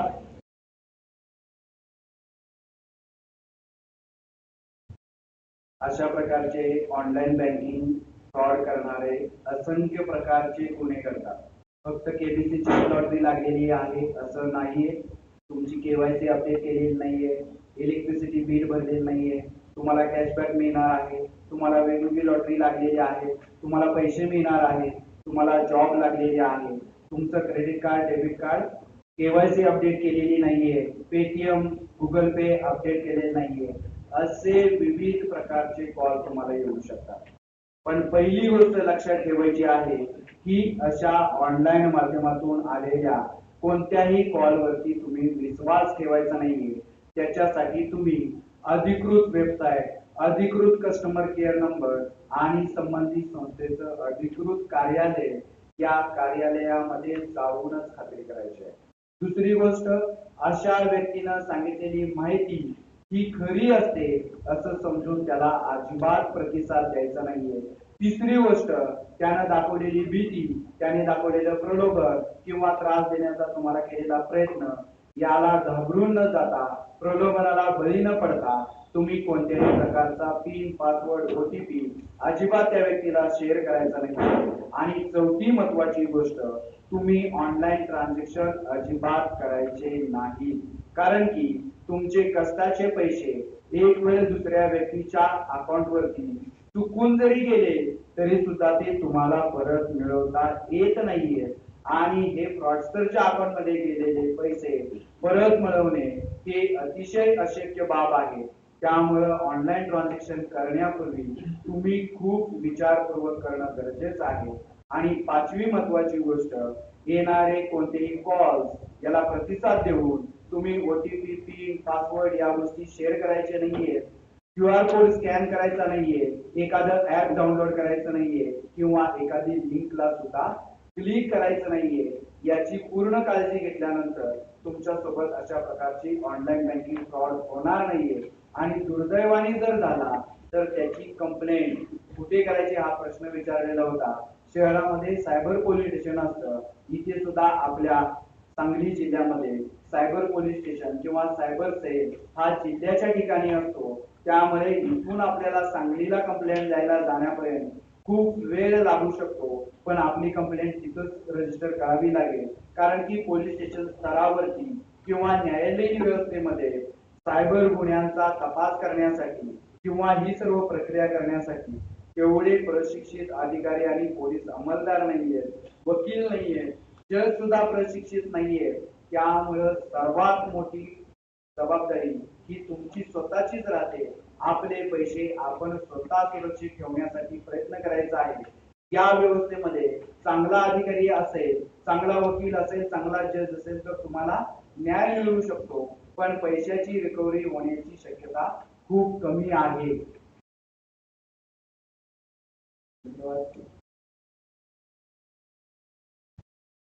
आता सध्याच्या युगामध्ये सिम कार्डचं क्लोनिंग हा एक प्रकार क्राईम मध्ये, सायबर क्राईम मध्ये घडू शकतो, घडलेले आहे.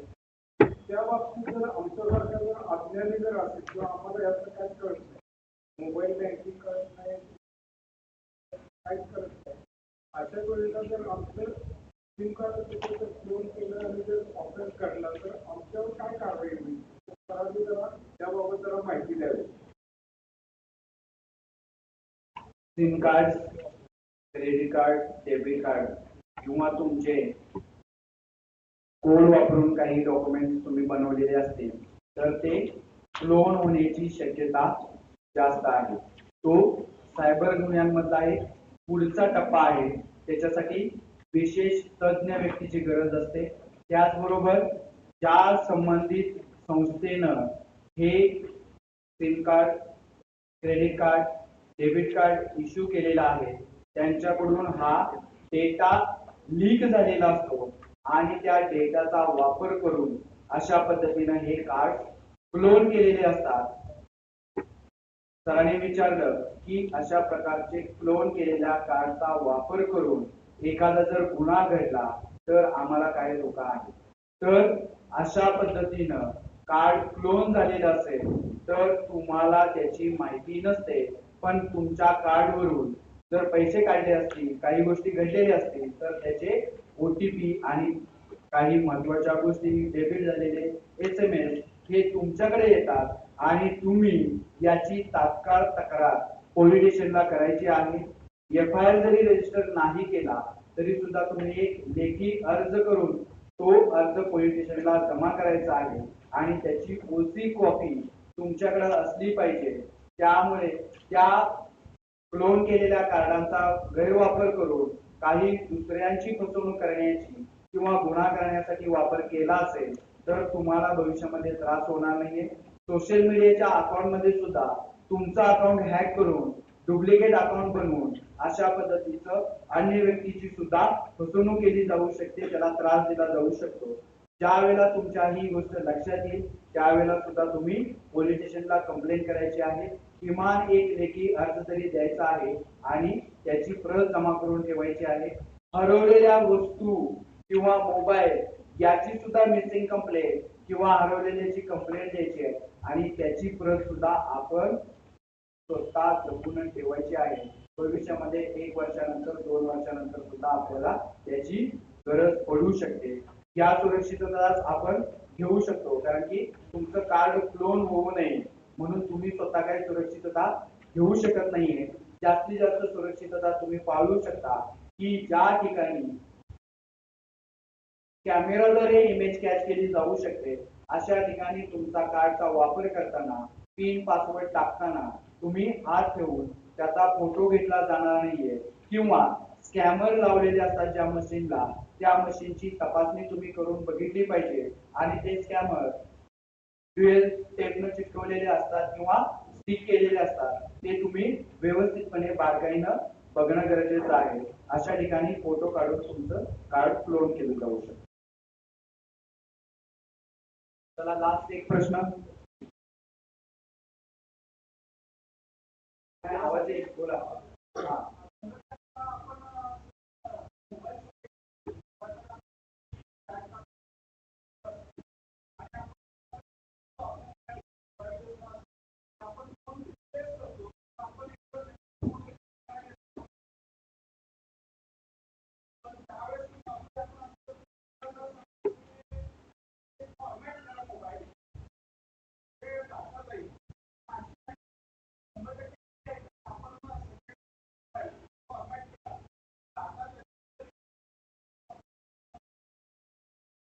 अतिशय चांगला प्रश्न विचारलेला आहे सरांनी. तर तुमचा महत्वाचा जो डेटा आहे तो तुम्ही ड्रॉप बॉक्स किंवा गुगल क्लाउड वरती बऱ्याच वेळा सेव्ह केला जातो. तुमचे कॉन्टॅक्ट असतील, फोटोज असतील, व्हिडिओज असतील, पिन पासवर्ड असतात, त्या सगळ्या गोष्टी आपण गुगल वरती क्लाउड वरती सेव्ह करत असतो आणि त्याच्यासाठी आपण आपल्या ईमेलचा वापर करत असतो. तर ईमेलद्वारे या गोष्टी सेव्ह झालेल्या असतात गुगल क्लाउड वरती. त्यामुळे तुम्ही दिलेला हा मोबाईल अशा प्रकारचा त्याच्यावरचा जो डेटा आहे तुम्ही फॉर्मॅट केल्यानंतर 1 वेळा 2 वेळा जर फॉर्मॅट केला तर तो रिट्राय नाही होऊ शकत.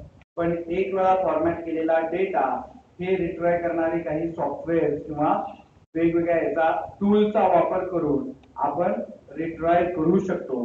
कधी कधी आपला मोबाईल खराब झालेला असतो, त्याचा डिस्प्ले खराब झालेला असतो म्हणून त्याच्या मेमरी मधील डाटा हा खराब झालेला नसतो. तो डिस्प्ले सुरू केल्यानंतर किंवा डाटा रिट्राय सुद्धा केला जाऊ शकतो. त्यामुळे तुमची जी शंका आहे ही अगदी बरोबर आहे. तुमचा डेटा हा सुरक्षित नाही म्हणून मोबाईल हा फक्त संभाषणासाठी तुम्ही वापर करावा. मोबाईल वरती तुमच्या बँकेचे जर व्यवहार तुम्हाला करायचे असेल तर इन्स्टंट पेमेंट ऍपचा जो वापर आहे गुगल पे, फोन पे त्याचा तुम्ही मर्यादित वापर करावा आणि ते सुद्धा 2 बँक अकाउंट ठेवून एक बँक अकाउंट त्या इन्स्टंट पेमेंट साठी लिंक असलं पाहिजे आणि त्याच्यावरती तुमचे कमीत कमी अमाऊंट असली पाहिजे. मी तर सांगेन त्या अकाउंट वरती तुमच्या व्यवहारानुसार 5 ते 25 हजार रुपये त्या अकाउंट वरती असले पाहिजे आणि तोच फक्त UPI ला लिंक असला पाहिजे जेणेकरून अन्य जे तुमची रक्कम आहे, सेव्हिंग आहे ती सुरक्षित राहील. त्यासाठी तुम्ही मोबाईल बँकिंग किंवा इंटरनेट बँकिंग किंवा प्रत्यक्ष बँकेचा वापर करा. त्याचबरोबर तुम्ही 2 मोबाईल कार्ड घ्या. सिम कार्ड घ्या आणि 2 ईमेल घ्या. एक जो तुमचा सिम कार्ड आहे ते बँकला लिंक करा, ते अन्य कोणत्याही व्यक्तीला देऊ नका, जेणेकरून त्या मोबाईल नंबरचा वापर करून तुमची ऑनलाईन आर्थिक फसवणूक होणार नाहीये. आणि दुसरा जो ईमेल दिलेला आहे तो सुद्धा तुम्ही बँकलाच लिंक करा. याचा वापर कशासाठी करायचा आहे, कारण की आज आपण सोशल मीडियावरती जास्त फ्रेंडली झालेला आहे, पण बँकेचे alert, OTP, PIN, password, notification हे आपल्याला टेक्स्ट मेसेज द्वारे येतात. आपण 2-2 दिवस ते टेक्स्ट मेसेजेस बघत नाहीये आणि व्हॉट्सअपचा मेसेज आला नाही तरी आपल्याला फोबिया झालेला असतो आणि आपण तो मेसेज आलेला आहे असा भास करून चेक करत असतो. तर बँकेचा आलेला SMS चेक करण्याची सवय लावा. सोशल मीडियाचा आलेला SMS चेक नाही केला तरी काही फरक पडणार नाहीये. ईमेल वरती आलेले नोटिफिकेशन, अलर्ट हे सुद्धा तुम्ही चेक करा आणि त्याच्यासाठी तुम्हाला हे दुसरा सिम कार्ड आणि दुसरा ईमेल हेच बँकला लिंक करा. आणि बँकचे अकाउंट सुद्धा 2 ठेवा. एक इन्स्टंट पेमेंट साठी कमी रकमेचं वापरा आणि जास्त पेमेंट साठी तुम्ही मोबाईल बँकिंग, इंटरनेट बँकिंग किंवा प्रत्यक्ष बँकेमध्ये जाऊन व्यवहार करा. आमचा शेवटचा प्रश्न घेऊ आणि थांबू.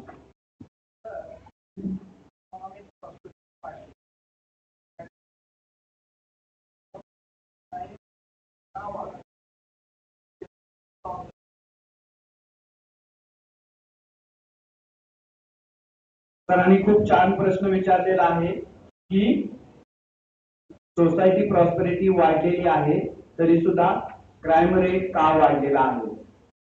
तर क्राईम रेट वाढण्याचं सर्वात महत्वाचं कारण आहे की आज आपण गुन्हा करतोय, चुकीची गोष्ट काहीतरी करतोय, बेकायदेशीर अनैतिक काही गोष्ट करतोय.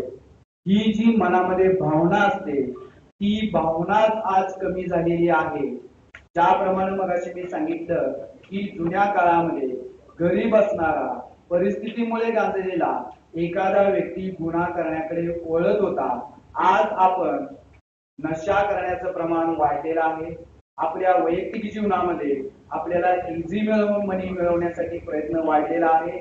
आपली बेरोजगारी मोठ्या प्रमाणावरती वाढलेली आहे आणि नैतिक आणि अनैतिक मधला फरक आपण कमी केलेला आहे आणि सगळ्या अनैतिक गोष्टी आपण नैतिक समजूनच चाललेला आहे.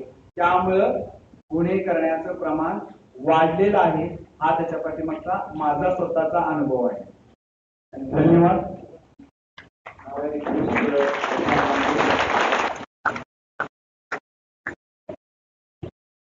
Then we will continue the second keynote address of the seminar here. अत्यंत महत्वपूर्ण अशा राष्ट्रीय चर्चासत्रामध्ये इथं उपस्थित सर्व सन्माननीय डॉक्टर विशाल माने, API सायबर क्राईम यांनी आपल्याला अत्यंत महत्वाचं थोड्या वेळातच अत्यंत मार्मिक अशा शब्दामध्ये वर्णन केलेलं आहे. त्यांनी असं सांगितलेलं आहे की आपलं अज्ञान किती आपल्याला तळागाळामध्ये होऊ शकतं. त्यांनी बरेच दाखले दिलेले आहेत. आजच्या जगाचं वर्णन करायचं झालं तर एका इंग्लिश वाक्यामध्ये ते करावं लागेल. It is very difficult to be simple. आज जगामध्ये सिंपल राहणं हे सगळ्यात अवघड झालेलं आहे. तर सगळ्या विद्यार्थी मित्रांना विशेषतः माझा तुम्हाला एक विनंतीच असेल माझी की आपण सरांच्या लेक्चर मधून ते जे ऐकलेलं आहे ते केवळ एक प्रोग्राम या दृष्टीने बघू नये, तर त्याच्यावर सखोल विचार करावा, आपलं आम्ही मार्गदर्शन करावं. तर तुम्ही इथं आलात, वेळात वेळ करून या संस्थेमध्ये अत्यंत उत्कृष्ट असं मार्गदर्शन दिलं. आपल्या सर्वांच्या वतीनं मी आभार मानतो. या कार्यक्रमाच्या जे काही अध्यक्ष आहेत ते आमच्या महात्मा फुले शिक्षण संस्थेचे अध्यक्ष आहेत माननीय ॲडव्होकेट NR पाटील काकासाहेब, त्यांचंही मी इथं आभार मानतो. आज हे कोर्टामध्ये एवढ्या वेळेची प्रॅक्टिस करतात त्यातून त्यांनी वेळ काढून त्या कार्यक्रमाला उपस्थित, त्यांनी त्याचबरोबर अत्यंत चांगलं आणि ल्युसिड मॅनर मध्ये मार्गदर्शन दिलं. त्याच्याबद्दल साहेबांचा आभार. त्याचबरोबर महात्मा महात्मा फुले संस्थेचे शिक्षण संस्थेचे उपाध्यक्ष माननीय सुनील पाटील साहेब हेही इथं आलेले आहेत. सर्वांना आपल्याला माहिती आहे की ते किती असतात, त्यांचेही मी आभार मानतो. मॅनेजिंग काउन्सिलचे सदस्य माननीय बिडी पाटील साहेब, ऍडव्होकेट माननीय बिडी पाटील साहेब यांचेही मी आभार मानतो. त्याचबरोबर संस्थेचे काही सदस्य जर सभागृहात उपस्थित आहे त्यांचेही मी आभार मानतो. त्याचबरोबर आमच्या कॉलेजचे प्राचार्य आणि प्रत्येक कार्यक्रमाला जे हिरिरीनं आम्हाला उत्साही करतात त्या सर्वांना प्लीज हे सांगायचंय मला की हे कार्यक्रम इतका जो सुंदर होण्यामागे त्या संगणक विभागाचं जे कष्ट आहे ते जवळजवळ 1 महिना असं कष्ट चालू आहे. ते तुम्ही त्याची जाणीव घेऊन दिवसभराच्या कार्यक्रमात अत्यंत उत्कृष्ट माणसं इथं आणलेली आहेत. ते मी विद्यार्थ्यांना सांगतोय, मोठ्या माणसाला सांगत नाही. करून प्राचार्य साहेबांचे मी आभार मानतो. डॉक्टर नितीन शिंदे सर कॉलेजचे उपप्राचार्य आणि संगणक विभागाचे मार्गदर्शक त्यांचेही मी आभार मानतो. या सेमिनारला विविध महाविद्यालयातील जे काही सहभागी प्राध्यापक आहेत, विचारवंत आहेत, विद्यार्थी आहेत, मला काही कॉलेजचे दुसरेही कॉलेजचे विद्यार्थी भेटलेले आहेत, प्रदर्शन होतं तेही ते सहभागी होते, त्यांचं विशेष मी आभार मानतो. कर्मवीर भाऊराव पाटील कॉलेजचे सर्व प्राध्यापक, प्रशासकीय कर्मचारी, विद्यार्थी यांचेही मी आभार मानतो. आमचे IQAC कोऑर्डिनेटर आणि सध्या ते अत्यंत सुंदर अँकरिंग करतात डॉक्टर प्रमोद गंगरमाले यांचेही मी आभार मानतो. आणि शेवटी जाता जाता या ज्या सेमिनारचा अर्थ आहे त्याच्याबद्दल 2 मिनिटं मी बोलतो. बालपणीचा माझा गाव असा कुठे हरवला, किती शोधला नाही तपासायला तर गुन्ह्यांचा तपास करतो. बालपणीचा माझा गाव कुठे हरवला, किती शोधला नाही तपासला आला. पुढ्या वेड्यांच्या त्या भिंतीचे हितगुज कुठे गेले, एकांताच्या भिंतीचे आता उभे आहेत बंगले, एकांताच्या भिंतीचे आता उभे आहेत बंगले. 4 ओळी जे बोललो त्याबद्दल मला माफ करा, परंतु सर्वांचे धन्यवाद मानून मी थांबतो. धन्यवाद.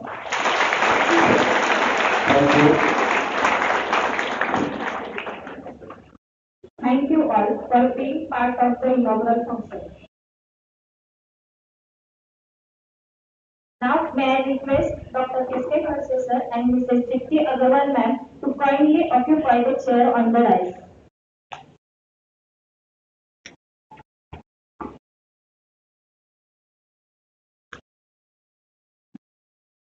कीनोट ऍड्रेस कंटिन्यू लगेच सुरू आहे. कोणी सभागृह सोडायचं नाही, फक्त पहिल्या सेशनचे प्रमुख पाहणे तेवढं सेशन आपल्या हातमधून एक्झिट होतील. बाकी सर्व पार्टिसिपंट, शिक्षक, विद्यार्थी सर्वांनी थांबायचं आहे. नेक्स्ट सेशन इथं लगेच सुरू आहे.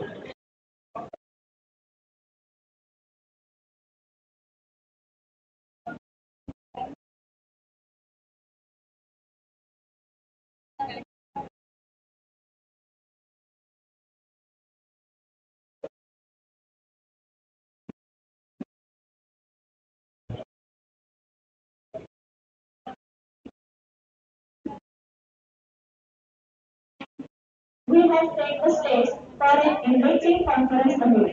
Now, let's look into the heart of our event with a series of insightful sessions.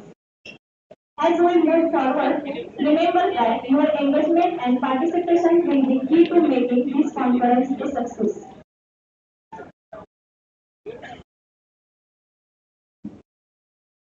Good afternoon to all dignitaries, guests and delegates. I feel privileged to extend my warm welcome to all present here for the national seminar. Our first session is a highly anticipated keynote address by Mrs. Dipti Agarwal ma'am, co-founder of Turing Technologies.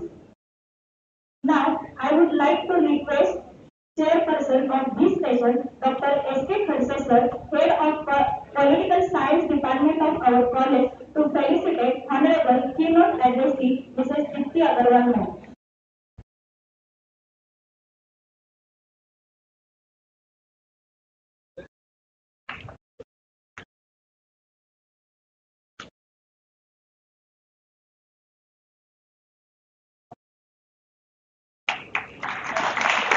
Thank you so much, sir.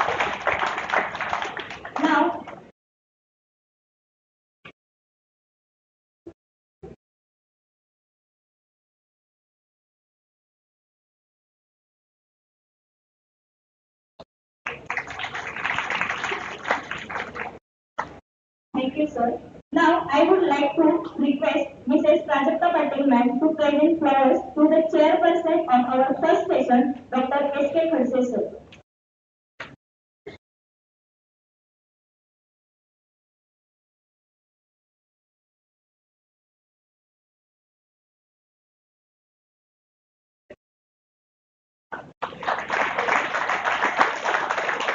Thank you, ma'am.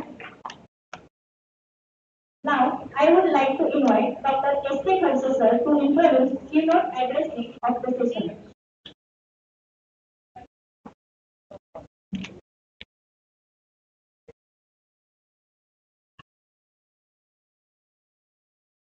Welcome and good morning all of you. मित्रांनो, आज आपल्या महाविद्यालयामध्ये संगणकशास्त्र विभागाच्या वतीनं 2 दिवसीय सेमिनारचं आयोजन केलेलं आहे. त्या सेमिनारचं उद्घाटन सत्र आता संपलेलं आहे. दुसरं सत्र सुरू झालं ते म्हणजे कीनोट ॲड्रेस. या कीनोट ॲड्रेसच्या प्रमुख पाहुण्या चीफ गेस्ट माननीय दीप्ती अग्रवाल मॅडम आहे. याचा परिचय देण्यासाठी मी आपल्यासमोर उभा आहे.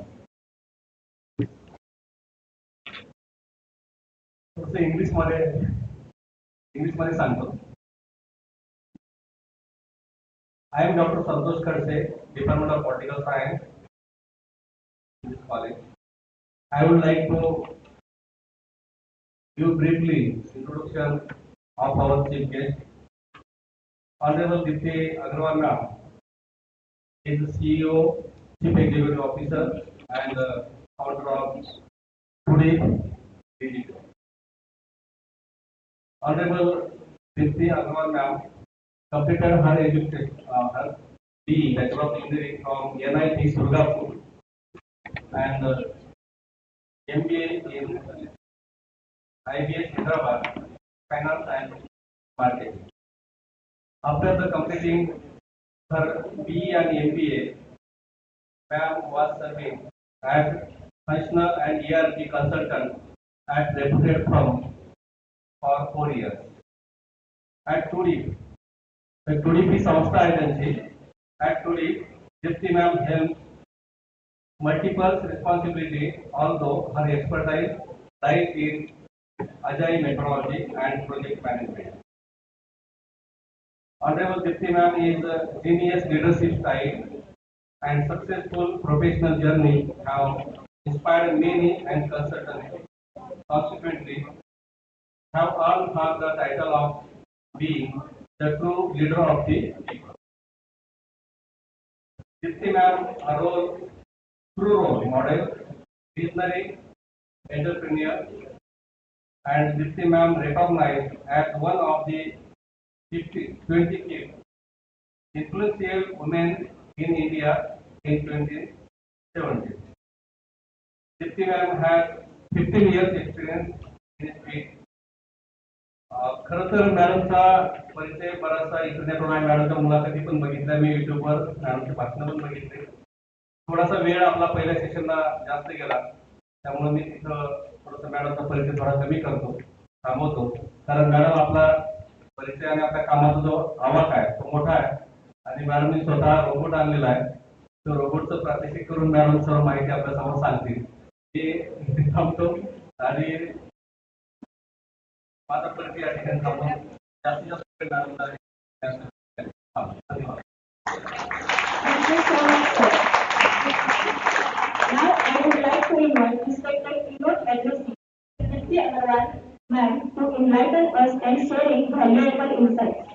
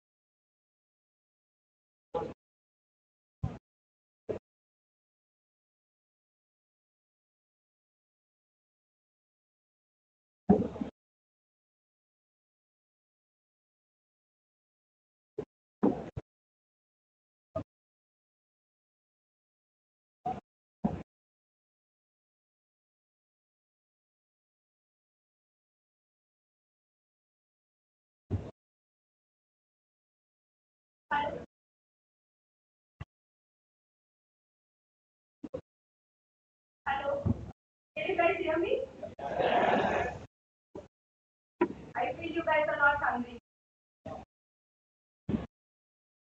So I promise I do not take too much of time. I know it's the lunch time, and I'm not sure till when you guys are sitting here thinking about the lunch.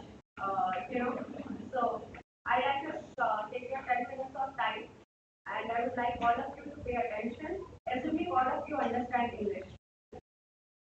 Great. So I wanted to present, not talk about a lot of things, but only talk basically about AI, ML, and it's sort of buzz around the world where people are talking about AI, people are talking about ML, people are talking about robotics, and we all are confused, and no one knows what it is. Everyone has their own interpretation of AI, ML, and robotics has been in the industry, I think, from 1950s. It's not anything new. But what is new is the addition of AI ML on top of robotics. So here there's a robot which you can see here. Actually, it does a lot of things, but it needs to have Wi-Fi connectivity. That's a constraint. I'm not presenting it, but I just want to, since you guys are young minds, the future of tomorrow, it's important to know what it is and then make a smart decisions, right? I'm sure most of you here would have used ChatGPT. How many of you have used? Can you raise your hands? Okay. So a lot of people have not used. So there's no harm using ChatGPT, right? It is a tool which helps you to improve your English, right? Like a lot of people don't know how to write an email nowadays, right? Like people don't know how to frame sentences in English. And what does ChatGPT do? If you say prompt, then it will accordingly prompt you how to write correct English, how to paragraph it, all those things. But in Hindi there is a proverb, nakal ko bhi akal chahiye, right? So the problem is you can write those big emails, and now when you see those emails, right, like a lot of people in the company, they come up with these long emails, and you understand they have not written. That's written by ChatGPT. Because the words they use, the vocab they use, we know that they don't have it, right? But the thing is, if you have to use ChatGPT, please go ahead and use it. It's a good tool, especially to learn new things, how to write emails. But you have to still read those emails. Don't send that email without reading it, because ChatGPT just knows what you have given. अगर आप input गलत दोगे, तो output भी गलत आएगा. And you cannot send that as it is to anyone, right? It could mean different things. So, AI is very similar. It's an open AI, they call it, because anyone can use it, so it is an open AI, right? But it has, people talk about data security, people talk about a lot of things on that, right? But just to give you the fundamentals, right? In general, what is AI? And, I know all of you know it is an artificial intelligence and machine learning and robotics, right? How are they three related? Any idea?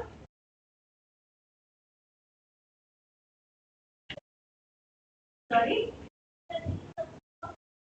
Machine learning is a subset of AI. Okay. Anything else? Anyone?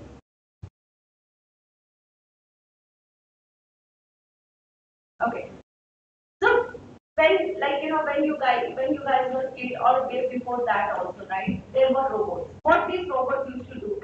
They used to be like humans. We always want robots to look like humans. Isn't it? All of us want to see robots like humans walking, doing some dances for us, doing certain things for us. That's what our definition or our vision of robots is.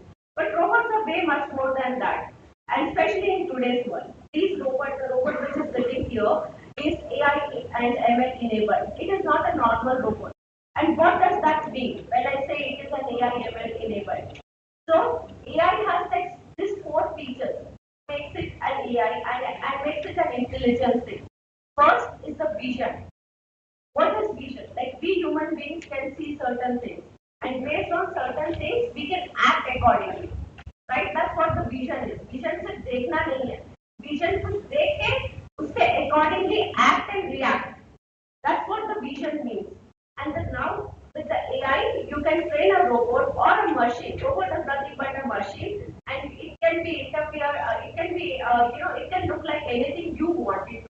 It could look like a human. It can look like a dog. It can look like any animal you want, right? Or it can look like as you want it to be. So this robot or any robot which has a capability or which has been, which has been trained to have the capability of vision, and based on the vision can do certain things. That's what AI does to the robot. Then you say that this robot is an AI-enabled robot. Okay. Now, second is the grasping. Grasping is like again the extension of the vision, right? Based on the certain actions, it can do certain things. It can hold things, it can move around. So that's what grasping is. Like, you train it, if this happens, then do this. If this happens, do that. That's what the grasping is. And that is what, again, another feature of AI. The third one is the motion control. And motion is important, right, for certain fields. And we'll see where all this, robots, AI, ML is widely used and how can it help humans in general, right? And for the motions, usually sensors are used.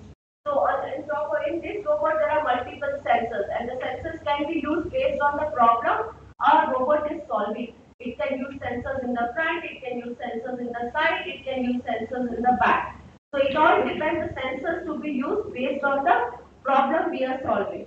And the last one is the data. Earlier the robots which we had, they were not providing the data back. We had no way to say that whether the things are functioning right, things are functioning, incorrect, or we can derive certain things based on that. But with the smart and intelligent, which AI has brought in, finally it has become, everything has become data. So you get lot of data, and those data can be interpreted in different visualization way. And that is why people talk a lot about data analytics and all, right? So you kind of get the data from these robots back based on the actions they are performing, and then you can do a smart inference. And that's exactly what AI does. In short, if we have to sum it up, what AI is today about, right? Then what is machine learning? Machine learning is a simple thing. You train this robot, or you train this robot to do certain actions again and again and again. Like we human beings, right? We always, like when we are a kid, learn to walk. The first time we walk, we don't walk right. And then it takes a certain amount of time to continue to do that action again. And now we know how to walk. Right? That's exactly what ML is. ML is about teaching the same action, again and again, and then once it learns it, then it again gives, the whoever, like, if you're training a robot, then it will send you next time when once it is trained, it will give you the response based on it, and that's what machine learning is all about. So now, where are these used? Where is, like, which is the use cases or the case studies where this AI ML robotics will be used? Any idea?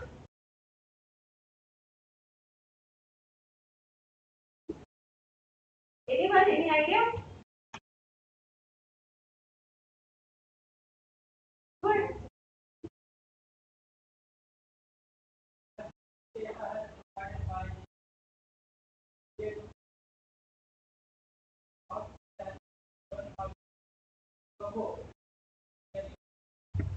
In the industries, what type of industries?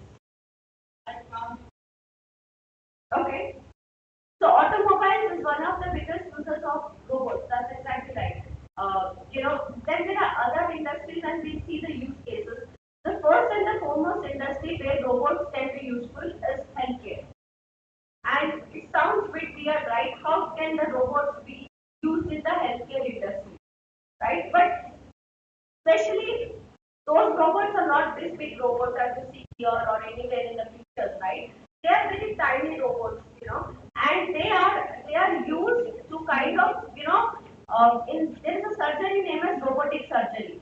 And couple of you might have heard, couple of you might not, but there is a surgery which is known as robotic surgeries, and these surgeries are especially used to remove tumor or cancer from a patient.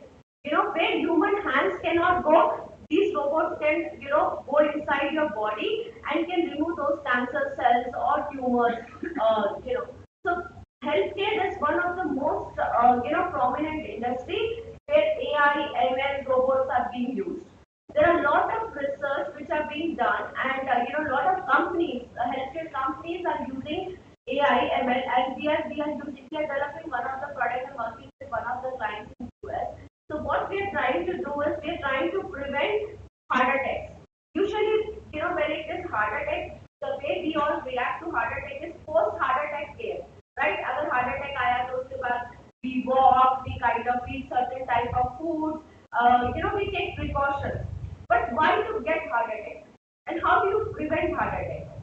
So that's the mission of this company.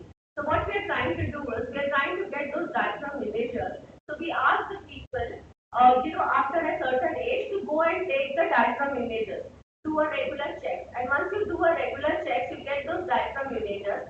Those diaphragm images go through those AIML models, and based on the model, it tells you there is a chance of 60% that you might have heart attack after 6 months, 8 months, whatever that duration is. So you can prescribe the medicines before to the patient, saying that what, you do this certain thing so that you will never get heart attack and you can enjoy your life. So that's where AI, ML, and is being used. So healthcare is one of those industry where AI is used very very frequently in robotic surgery, in identifying the diseases and preventing them before they happen. The second industry where AI/ML is used is agriculture. Agriculture is another industry where it is used very frequently. And how do you use it in agriculture? So in India, we usually have the farms. The farmers here have the farm sizes are small. But in the Western country like Brazil, they have minimum farm size of 1 hectare or something. So what they're trying to do, these robots can do the plowing, they can sow the seeds, and they can also spray. They can identify, and that is also known as precision agriculture, right? They can identify the disease कहाँ पर है, and based on identifying the disease कहाँ पर है, that particular robot will go and spray to that particular point. Because human beings cannot go and identify each plant. कि भाई इस plant पर disease है क्या, इस plant पर disease है क्या. That is a very tedious job. So robots are being used to identify the disease. Robots are being used to identify the spraying, again those data which comes up, again you can do lot of interference based on that. So agriculture is another industry where AI/ML is being used. The third and the most interesting one is the warehouse. So like Amazon and Flipkart, so all the big companies, right, who have their big warehouse, most of the activities now are done by robots using the smart AI/ML logic. And how they are used is basically, right now a human goes, एक item pick करेगा, second item pick करेगा, third item pick करेगा. That is very tedious job, and it takes one human can only do 8 hours of work, right? But with robots, they can run this operations for almost 24 hours, and it's a cost effectiveness. And the other thing to it is, robots can also do the work with precision, because these robots have computer vision. So with the vision, they can identify is that being made, this particular product is there, this is the barcode. With their vision, they can scan the barcode, they can scan the RFID, and then based on it, pick that particular product. Because humans will again need a device to scan RFID or barcodes to identify the product having it. But the robot already has an inbuilt computer vision, so it can scan it with the eye, take the product, ship it, take the product, ship it, put it in a sorting area. So warehouse is another industry where AI/ML and robot is interchangeably used very frequently. The third industry where it is used is the fourth industry where it is automobile, as our friend said. So a lot of car manufacturers, they are using at the time in the assembly lines, to make sure that the parts are assembled properly. If there is any defect, the robots can identify through the computer. Another industry which is right now and using AI, ML, robotics very very frequently is the defense industry. Defense doesn't look for this because in the in like you would have heard during the duty there was Uri war, there was like before that we had sent the drones and all those, right? But drone is nothing but again a kind of robot which can fly. Nothing else. Again, it has the same computer vision, it can remit data, it can tell you the points where it is through the computer vision, it has the grasping power, so it has that, it has AI/ML inbuilt, and, it can go to places where humans cannot go, or even if humans go, the threat to human is much more than, the devices or the machines itself. So these are a couple of cases where AI, ML, robotics are used. Now people are talking about ethical AI, right? And what is ethical AI? Any idea? So ethical AI is using this power in the good of the human being, like in the healthcare. It's for the benefits of human beings, right? In the manufacturing or in the automobile sector, in places where hazardous materials have to be used, so that picking sorting can be done by robots, so humans are not impacted. This is what ethical AI means. Not using because it has lot of powers. It has lot of powers, and if it has powers like much more than human beings also at some point of time, right? It could have, and it still has, right? And it can do a lot of things, the good or the bad. And if we're using any technology, it has to be good for the goodness of the greater human being than for the destroying the human civilization itself, right? So the robots are being made by human beings, but it still has the power to destroy human beings, right? At least maximum of them, right? Like atom bombs were made for the goodness of humans, but it did destroy. So that's exactly why people are talking about ethical AI. And I'm sure more and more use cases will be there, and it will change the way we live. I'm sure in the next 5 years, the entire industry would change with having AI, ML, robotics being used in every dimension where we are seeing, whether it's the supply chain, whether it is logistics, whether it is even your schools and colleges, you might see a different type of school colleges. So a lot of things might change, right? We never visualized like life before phone. There were people and our parents were there who were using, they were living without phone, right? But now phone has become such an integral part of our life that if we don't have a phone for like 1 hour, we all will die. Like we will die. So that's exactly how the world is going to change with the IML and robotics. And let's see how it goes. I'm sure we all will be alive to see that. So thank you.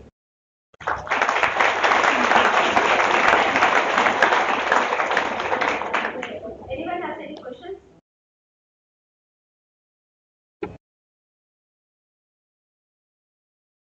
If anyone have any doubt and questions, then raise your hands and ask to everyone hand. It is here to stay. It is not going anywhere. It would change. It would change the way we are seeing today the world is. Like the phone had a huge impact, right? No one visualized how the now we cannot visualize how free era without phone was. Similarly, after 5 years, we won't be able to visualize how free era without AI would be. So it's going to change all industries. What about employability? See, you have to be always smart, right? Finally, humans are the ones who are building AI.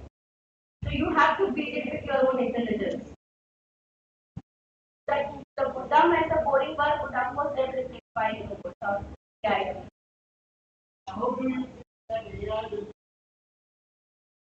Indian scenario where people are not actually aware about how they all kind of about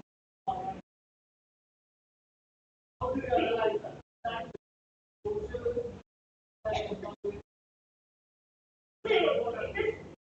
finally for any unemployability humans have to you have to learn things. So if you think I will not learn today, I will not go anywhere and मेरे को job मिलेगा, so that's not going to happen. That's never going to happen, right?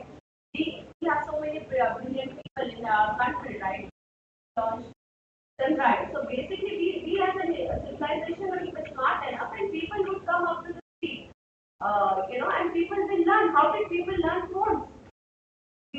That's why people shouldn't have learned phones. People are using smartphones much better than what they used to use those Nokia 3370 phones, right? So I'm sure like people will pick it up, and people will come, will give that competition and will improve themselves, right? With ChatGPT, a lot of people have learned English writing. At least they're writing better emails, right? So similarly, they will learn.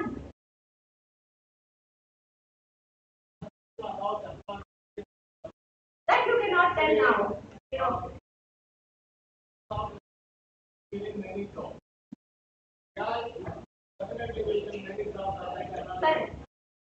But it will create new jobs also, right? Anything which happens will create new jobs. It could be a lot of things, right? Like robotic manufacturing, AI/ML support.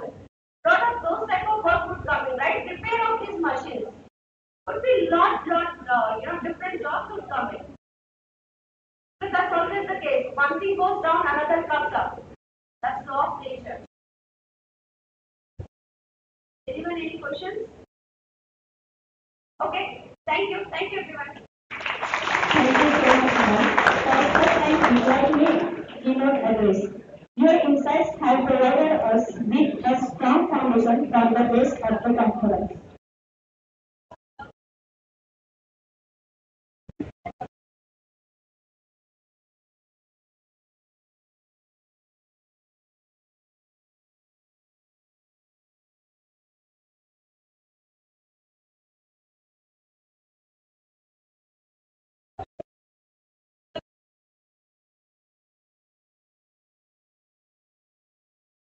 Now, I would like to invite chairperson of this session, Dr. S.K. Khalse sir, to say few words.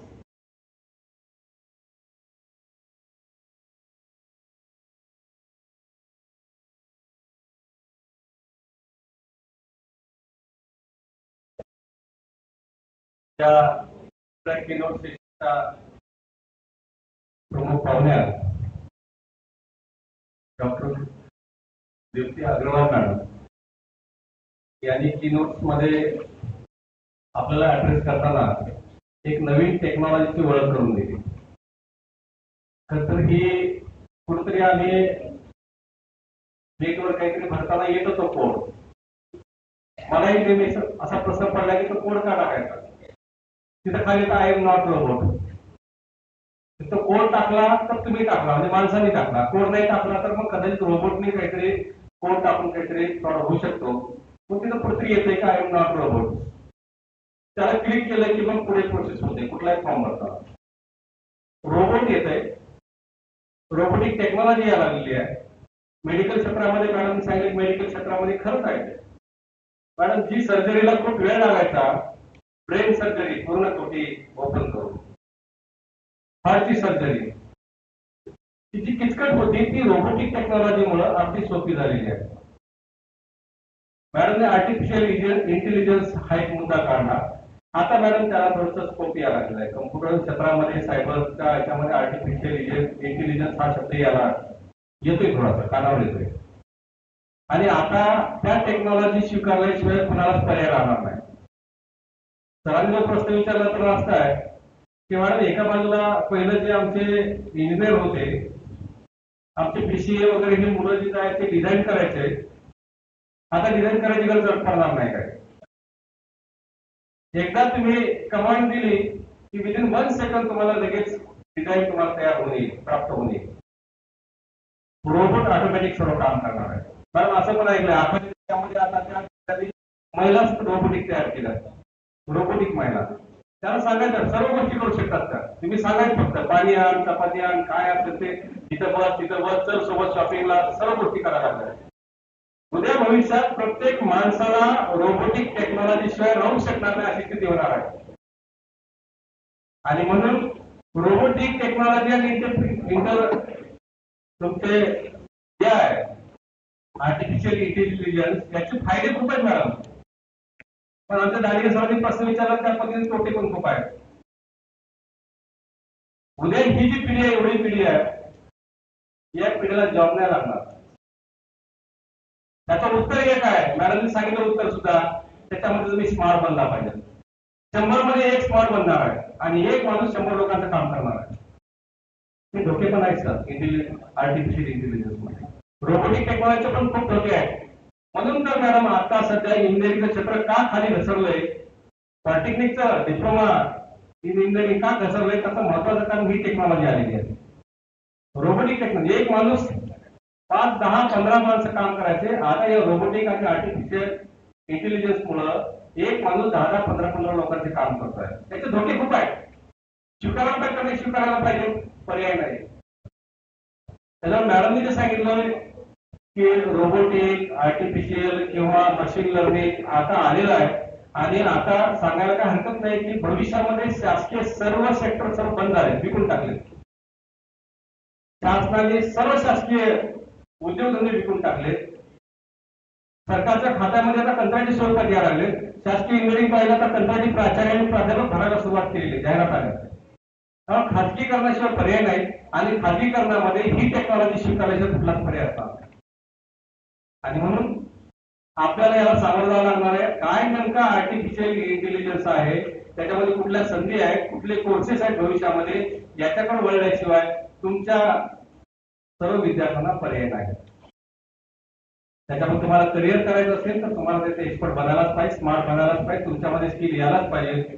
मी जास्त वेळ घेत नाही, पण मॅडमनी जी मांडणी केली, नवीन विषय आमच्या सर्वांसमोर आणला. मी मॅडमचं कॉलेजच्या वतीनं, संगणक शास्त्र विभागाच्या वतीनं, आमच्या सर्व सहभागी लोकांच्या वतीनं या ठिकाणी आभार मानतो. आपण सर्वजण या ठिकाणी अतिशय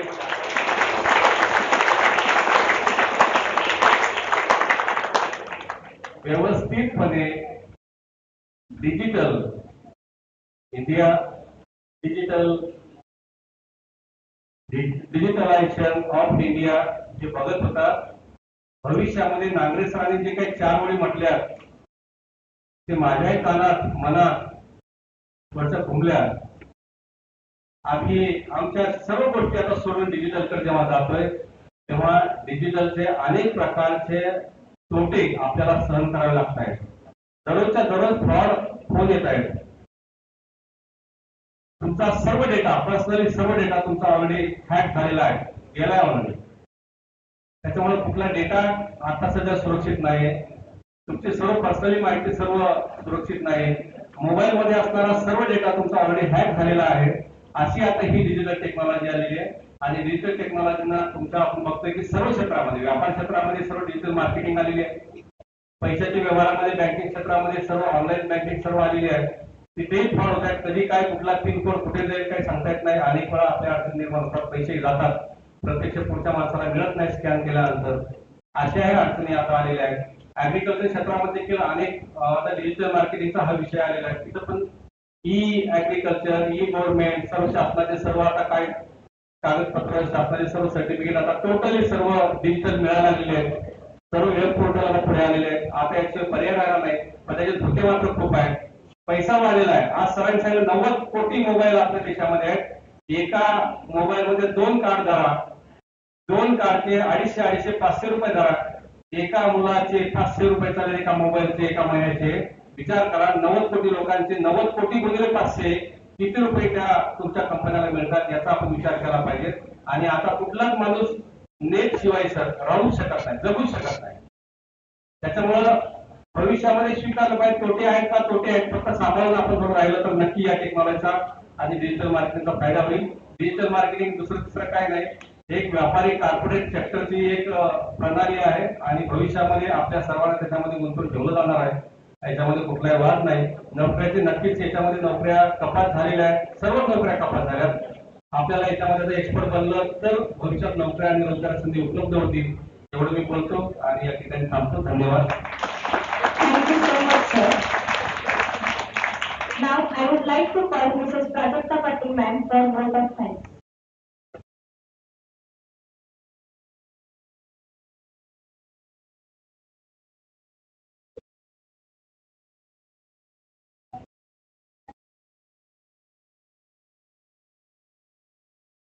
Good afternoon, everyone. I want to express my gratitude on behalf of our college for this amazing event. A big thank you to our special guest, Honorable Agrawal Ma'am, for sharing valuable sessions will be benefit our students. I also want to thank Dr. Khadse sir, respected chairperson, for providing valuable guidance. Let's stay, let's continue to stay connected. Thank you all and one. Thank you, ma'am.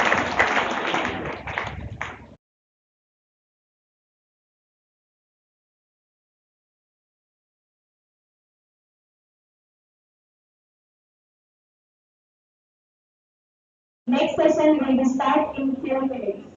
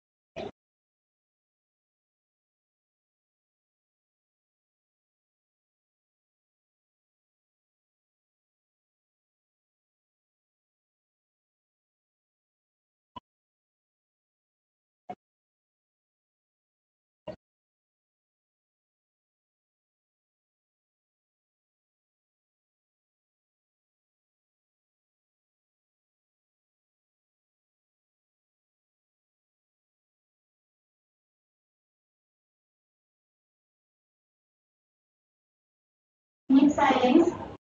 Please keep silence.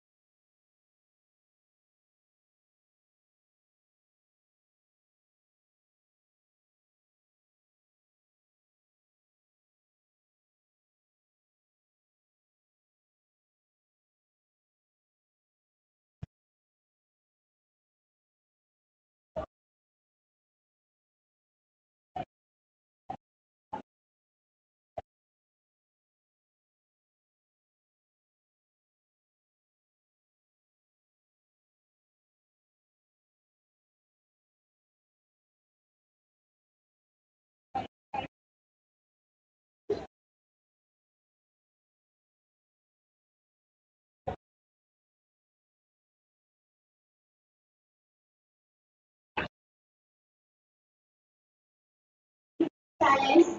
Next section will start.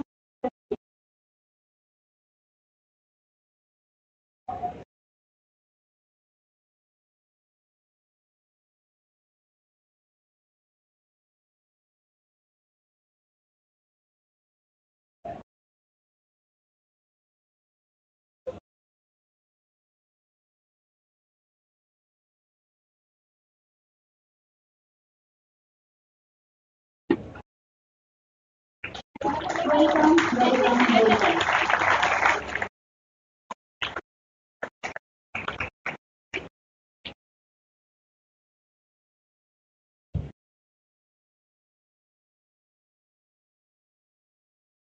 Welcome. Good afternoon to all dignitaries, guests, and delegates. I feel privileged to extend my warm welcome to all present here for the national seminar. On behalf of the college, I offer my regards to all the participants.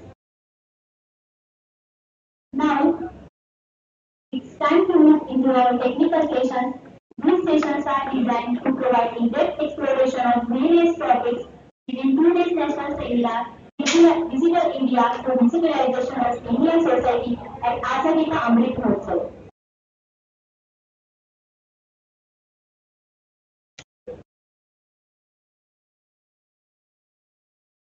Now, we are entering in the second session of today, which is based on cloud computing. It is a moment of extreme pleasure to welcome the resource person who are present here. So, I welcome respected resource person Dr. Kavita Oza, Dean of Computer Science Department, Shivaji University, Kolhapur. And also welcome Chairperson of this session, Dr. Pramod Gangarmale sir. Thank you so much ma'am for accepting our invitation and coming over for the seminar. The schedule of the seminar will be focused on the topic cloud computing. Now, I would like to request Chairperson Dr. Pramod Gangarmale sir to felicitate Resource Person Dr. Kavita Oza ma'am.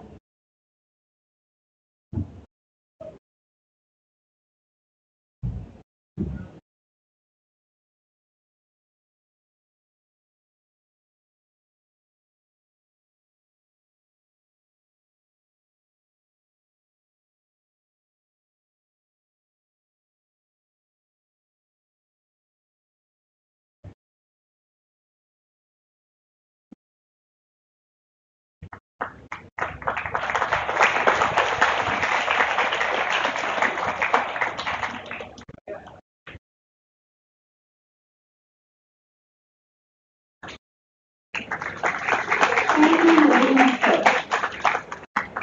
Now, I would like to request Mrs. Vandana Patil ma'am to present forward to the chairperson of this session, Dr. Pramod Gangarmale sir.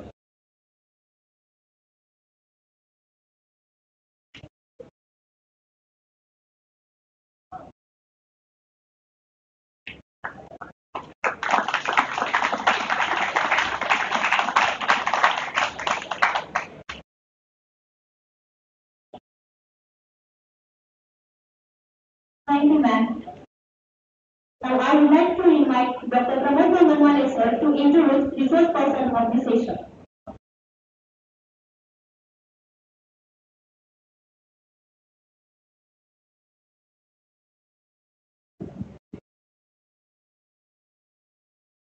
All dear participants, this is second session after inauguration and first session of our seminar. And now we have with us Professor Dr. Oza Madam to speak on the topic cloud computing. The seminar, the topic of the seminar is Digital India through Digitalization of Indian Society at Azadi का Amrit Mahotsav. Here I think two words are important, Azadi and Digital India.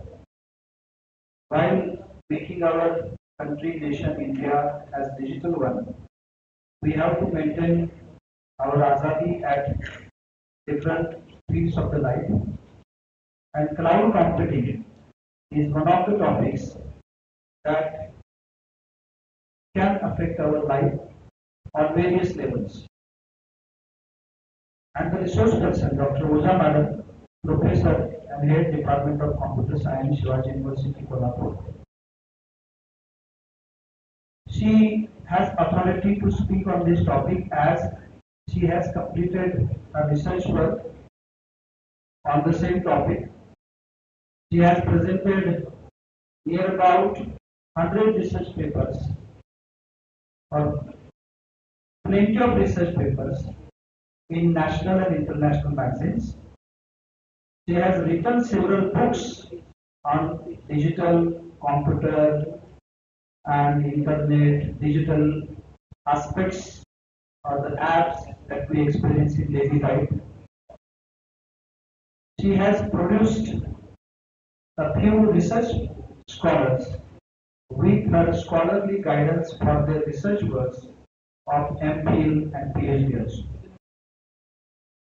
She has authority to speak before us as she has worked for different kinds of seminars and conferences as resource person, as organizer, and I believe that her presentation will prove all her scholarly efforts, her research works, her insights before you, as we have her as the resource person of the cloud computing. The seminar focuses on different aspects of digitalization of Indian society. First, the Honorable Resource Person for Inauguration, Dr. Vishal Mane, spoke on cybercrime. And I think you are also a research person or have authority to speak on that topic also. So, I think the resource persons of all sessions will give you the complete idea, the comprehensive understanding of digitalization of our society or ourselves also. So without taking much time of all of you, I request Dr. Uja Madam to present her deliberation before you and to present her ideas and thoughts. Thank you.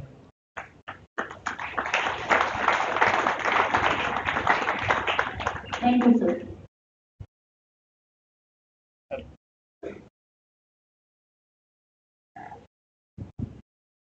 A very good afternoon to all. It's nice to see young children in front of me. I'm saying children, okay? Very good. I really feel very comfortable and nice whenever I see students in front of me. That gives a very good feeling. Okay, chalo bachche mere hi hai. Okay. So to start with today's session, if you are already from computer science background, you have some idea about what is cloud, right? So it is just a brief idea. I'm not going much technical details, right? It is just a brief idea to tell you all what is cloud computing. As you can see the first slide, you can see something is coming down from the cloud. Yes or no? This thing is cloud computing, nothing extra, right? So let us start with actually what is cloud. Madam, can you give me a pointer so that I can move to the next slide?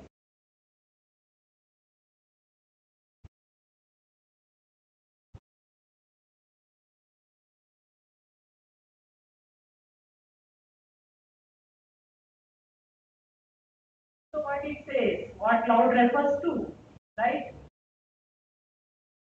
Is nothing but the set of servers, big machines, right? The servers which are stored somewhere, and on that server, what is stored? The software what you are using and the database is what you are, right? That is what is a cloud. And cloud servers are located in the data centers all over the world. What is a data center? The millions of servers are stored at a single place, right? And people can have access to it. Now that is cloud. What is cloud computing? Right? So what is cloud computing? Computing is delivery of services. So what it says, what are delivering servers, storage, databases, networking, software, analytics and intelligence. But how they are delivering? Using internet. Right? All the same connectivity you need internet to use cloud. Without internet, cloud cannot be accessed. Right? So over there to offer faster innovation, flexible resources, and economies of scale. I'll give a very simple example of cloud. Now, Diwali sale will start or no? Amazon, Flipkart, yes or no? And recently some sale was there for digital Corona or what? I don't know. Reliance Digital, who started some sale. So during whenever there is a sale, right? What happens? Lots of requests are there. I have a limited number of servers to handle the request. But suddenly, whenever I say there is 70% off, Independence Day sale,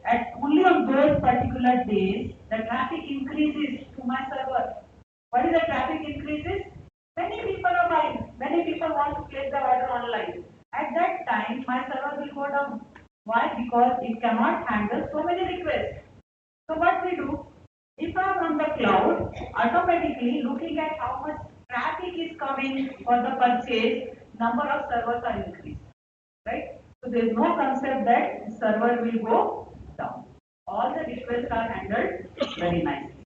So this is what is the flexibility and the scalability of a cloud. Is the concept clear? You can increase the size. Once the sale is over, you can decrease the number of servers, right? And you don't want to do it. The cloud provider for you will do it automatically, right? Now, the best part is what? It is on-demand delivery of IT resources. Only use how much you are paying for, right? It's not like permanently the servers are allocated to you. So, whenever you need, it will be allocated and only that much you have to pay for, right? Now, suddenly why cloud computing has become so important? 10 years back, did anyone hear about cloud computing? आप लोग तो बहुत छोटे बच्चे होंगे उसमें. At least teachers can tell me. 10 years back, no one heard about cloud computing. Why suddenly cloud computing came into the picture? See, for any new thing to come into the presence, there is some what we need to overcome. There are some drawbacks, right? So let us look at it. Why cloud computing came into the picture? Okay, 10 years back. See, now whatever I'm talking is related to a company, right? Not an individual, not a person. It's an IT company, right? So IT company has its own website. So I want to host my website. What I'll do, I'll buy a server. Okay, so what is my server configuration? I have 16 GB RAM and 500 GB hard disk. Fine, that is my server. On the server, what I install? Operating system. What is operating system does? Using operating system only you can interact with the hardware, right? So on the operating system, what I am doing, I am hosting my website. That's it. As an IT company, I develop my website. I buy a big server. On that server, I install my operating system, and on that, I host the website. What is wrong here? Do you see something wrong here? No, no. Big hardware, sufficient hardware I have. I have very good operating system, license copy, I paid money for it, right? And I am hosting my website. So what is the problem here? Wastage of space. To host the website, you don't need such a big configuration of the machine. Now getting my point. Server is with a very high configuration, right? But what I'm doing on that server, I'm putting only one website. So I'm wasting my resources. What is getting wasted? Hardware is getting wasted. I have invested in the server and my server is not utilized fully. Then what I should do? I can host more websites. I'm an IT company, right? I can take the other websites also and I can host it. They can pay for it. Yes or no? Now, does it? The problem is solved. What will be the risk now? Just simply imagine you have a big house, right? You are staying all alone there. You rented a 3 BHK house, 3-bedroom hall kitchen, and you are staying all alone like a king. What it is? You are paying so much of rent, but how much you are going to utilize? You are a single person. So it is going very costly. A single person has to pay a rent of 3 BHK. So what I do? I invite my friends. So I invited my 3 friends to stay with me. What is the advantage? The rent is divided. Yes or no? What we do? Tuja tu माझा me, right? And you stay together. Best, whole house is utilized. There is no wastage. Cost is reduced. Yes or no? I am telling you the concept of cloud computing. Cost is reduced, but still there is a problem. What there is a problem? All 4 are staying together, right? And there is only one key, right, with someone, and that person loses the key. What will happen now? You cannot enter the house. Yes or no? You cannot enter the house. Another thing, person forgot to lock the house in hurry and he goes. What will happen? Robbery. Will be theft in the house. Yes or no? That is a drawback. Here, what is the drawback? If any one of the website malfunctions, If it crashes, all the three websites will be affected. Why? Because they are hosted on the same operating system. If there is a cyber attack on any of the websites, the data is staying on the same server. All the website data will be compromised. People will have access. Is it fine? So what is required? What is missing here? One application does something, the server crashes. Right? Second thing is what? Security vulnerability. This is what I told you all. If you keep the door open, robbers will be there to do the robbery. So what is the solution then? The solution is cloud computing. Right? So before going for cloud computing, you should know something what is called as virtual machines. You all have heard about it. What is virtual? Which we cannot see. Something which exists in the air. Can you see the software? Can you see the software? No. The same concept is of virtual machine. Now, what virtual machine is like a guest machine. As I told you, you rented a house, so you are the owner of the house. The friends who invited are the guests. So the main operating system, that is the guest machines, are the virtual machines. The students who are staying with you, and you are the host machine, the real machine, right? Now, along with this, what you need a hypervisor, which is very, very important whenever we talk about virtualization. And we also call it as virtual machine monitor. Right? Now, if I want to create a virtual machine, what I need? I need a virtualization software, that is hypervisor. And I need some key files, that is the log file, who is logging in, right? I need a non-volatile RAM. I need settings file. I need virtual disk file as well as configuration file to configure my machine. So this is what is required if I want to create a single virtual machine. Now, how many types of virtual machines are there? See, I am not talking about actual machine. I am talking about software machine. Machine which exists in the form of a software. Right? So how many types you have? You have two types, process and system. Process machine is what? It will come, the host will be there, the guest will come, execute its work, and it is gone. No traces are remaining. Right? But in case of system virtual machine, the whole operating system is given. Right? A simple example, if you say, there are some messages, Snapchat and all, I don't know much about it. The messages remain only for some time and automatically they disappear. How many of you have used Snapchat? Do you agree? Is it so? They will say it since I have heard about it, and this is something what is used by young generation and not by the parents. Right? Another, so I don't know if something else you are using because my kids are not informed me. Security, privacy for them. Okay, so two types, process and now let us talk about how we carry out the virtualization. If you look at it carefully, the same hardware what I talked about before, the same operating system, right? Above the operating system, now what you have is virtualization software, that is hypervisor. Using this hypervisor, you'll be creating virtual machines over this physical machine, right? So what I did on this virtualization software, using this virtualization software, I installed 4 operating systems. Previous what we had only 1 operating system.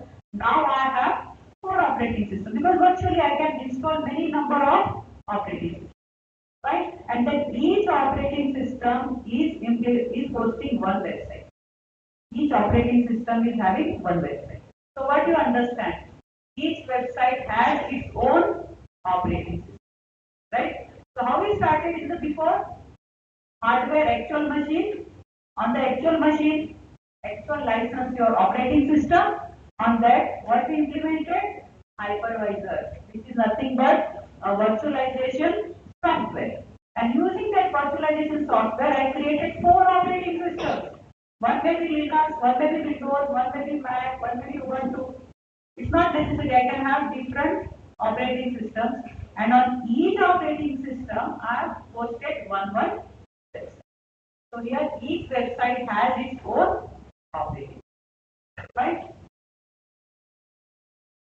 So what is the advantage here? What is the advantage here? Security. If one of the website goes down, it will not affect the other websites. Other websites will remain safe, right? It will be safe. If website 1 crashes, that operating system related to it only will get affected. But rest of the operating systems and the websites will be safe. So you have your own security and your own container, right?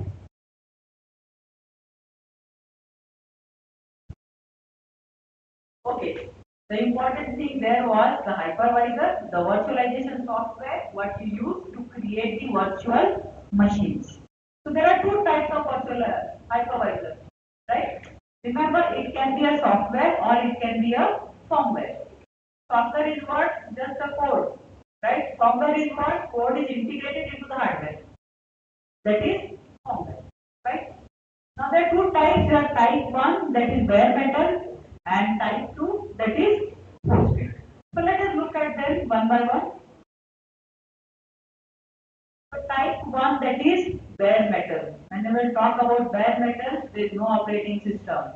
The hypervisor directly contacts the hardware and automatically you can see the virtual machines VM1, VM2, VM3 are the virtual machines which are created by the hypervisor directly without operating system in between. That is why the name is bare metal. This is a firmware here, right? It's a firmware. Now, each virtual machine has its own OS. Each OS has its own application. Is it fine? You are getting the hierarchy now? What is removed? Operating system is removed. Directly the hypervisor is in contact with the hardware. And using this hypervisor, virtual machines are created. Each virtual machine has its own operating system and each operating system holds its own application. Right? Now what it is saying? The performance is very good. Why the performance is very good? Because one middle layer is already removed. So directly you have access to the hardware, so you have more speed. This type of hypervisors are not used by the students, these are used by the IT companies. Okay. Next hypervisor is type 2, that is hosted. What is the difference here? Here you can see the operating system, right? There is no operating system in type 1, but in type 2 you have operating system. So non-operating system, now you have hypervisor, so it's a software, it's not a firmware. Hypervisor here is a software. Right? Rest of the concept is same. On using the hypervisor, create the virtual machines. Each virtual machine has its own operating system and each operating system hosts its own applications. Now what about its performance? Is it good or bad? Is it good or bad? It's not that good as compared to type 1. Why? Because there is one extra layer. The time goes in communicating with one extra layer which is there in between hypervisor and your actual machine. Right? Okay. So what are the benefits? Why we should go for hypervisor? What are the benefits of it? The very first thing what you can see, there is no pointer actually. Okay. What type of virtualization it is? Hypervisor it is type 1 or type 2? It is type 1 or type 2? It is type 2. Why? Because operating system is there. Whenever you all carry out your project, remember you all can create virtual machines. Students can create virtual machines. For that we will be using type 2. Softwares are freely available. Download it on your own machine and you can create different operating systems and virtual machines on your own PC. Right? Okay. So what you can see here, there are 4 virtual machines with the operating system. So first virtual machine, what is assigned? 4 GB RAM, 100 GB hard disk. So this hardware is divided into virtual machines, right? Each virtual machine is some part of the hardware, right? And then OS 2, OS 3, OS 4. Now OS 1 has app 1 and app 2 installed on it. OS2 has only one app. Now, what is the advantage here? Advantage is the isolation and the security. App 1 and App 2, if they do anything wrong, if they are compromised, if they have a cyber attack on it, then not other of the websites will not have any problem. Right? Virtual machine 2, 3 and 4 are safe. Why? Because virtual machine 1 has its own container. It does not allow the apps on operating system 1 to communicate with the apps on operating system 2. They are totally isolated. There is no communication. So what is the other benefit? The important one is, okay, same hardware can be used for multiple OS. You don't need separate machines, Linux machine, Windows machine, Mac machine, no. On the same machine, you can have different operating systems installed. Second is what? Concept of elasticity. Now the capacity is limited, remember this. Now if you look at OS1, the capacity is only 4 GB RAM, but it can utilize all 16 GB RAM whenever required. How many of you use Netflix? Netflix? Don't tell me. If I don't want to disclose, it is fine. Because most of you all have subscription for Netflix. What is Netflix? It's an OTT platform. Yes or no? Yes. What you do, you watch there, right? To watch there, do you download anything on your laptop or your mobile? No. You directly access it. So Netflix is a very good example of cloud computing. Nothing is there with you. Everything is at the provider side. You only have an interface. You click, it will play for you. Right? So, but the thing is that thousands, millions of people over the world are using Netflix. It is so how much memory it might require. It might require millions of RAM, but it does not have millions of RAM. It has limited RAM. Why? Because all are not watching Netflix at the same time. If compared to India and US, the timing is so different. Right? So the same RAM can be distributed as and when required, as and when it can be given to other virtual machines. So that is the concept of elasticity. Security issues, OS are separate, so the security issue is solved using your virtualization. Debugging, if one of the apps needs debugging, other apps are not affected. They are separate. Right? You don't need to worry. And the best part is for cost effect. You invest once only in the hardware, you buy a hypervisor and you can use it number of times. So what is the architecture of a cloud? Right? I'll not go in detail for the theory directly. So what the architecture consists of? If anything needs a platform, a structure, right? Here we are talking about structure of a cloud provider. So what it has? A front-end platform, a back-end platform, right? A cloud-based delivery model and a network. As I said, you need internet for this. So this is actually the architecture of cloud. What you can see here, very first thing, the front end, right? That is client, that is the we who are using this Netflix. Let us take an example of Netflix, right? I am the user, I have the subscription on Netflix, so I am at the front end, right? The application with which I interact is the front end, right? And how do I use it? I need to have an internet facility, then only I can have access to it. In the backend, what you have the application, you have the service, your cloud runtime, your storage, and you have infrastructure. Here the management and the security are part of it. So all these things together forms a cloud architecture. Now when we are taking an example of Netflix, I am a customer, I have internet interface at the front end. I access it, right? And through the internet, I get connected to that Netflix server. So once I get connected to the Netflix server should have some application which will accept my request, right? It will accept my request, it will analyze what I want. After that, it will do which service I am asking for. Depending on the service needs to be executed, so the environment is created for the execution, and then from the storage, from the storage, because all this data is stored somewhere. Otherwise, how will you access? The data is retrieved, and to retrieve the data, you need a hardware, that is our infrastructure, right? And everything is going on smoothly. You need to manage all the steps. So what you have? Management. Nothing should be compromised. So you have something called security. Is it clear? Let us look at all the components one by one.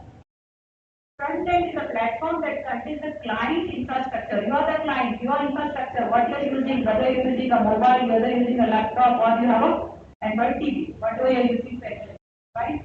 It provides a GUI, graphical user interface, to access that particular service, right?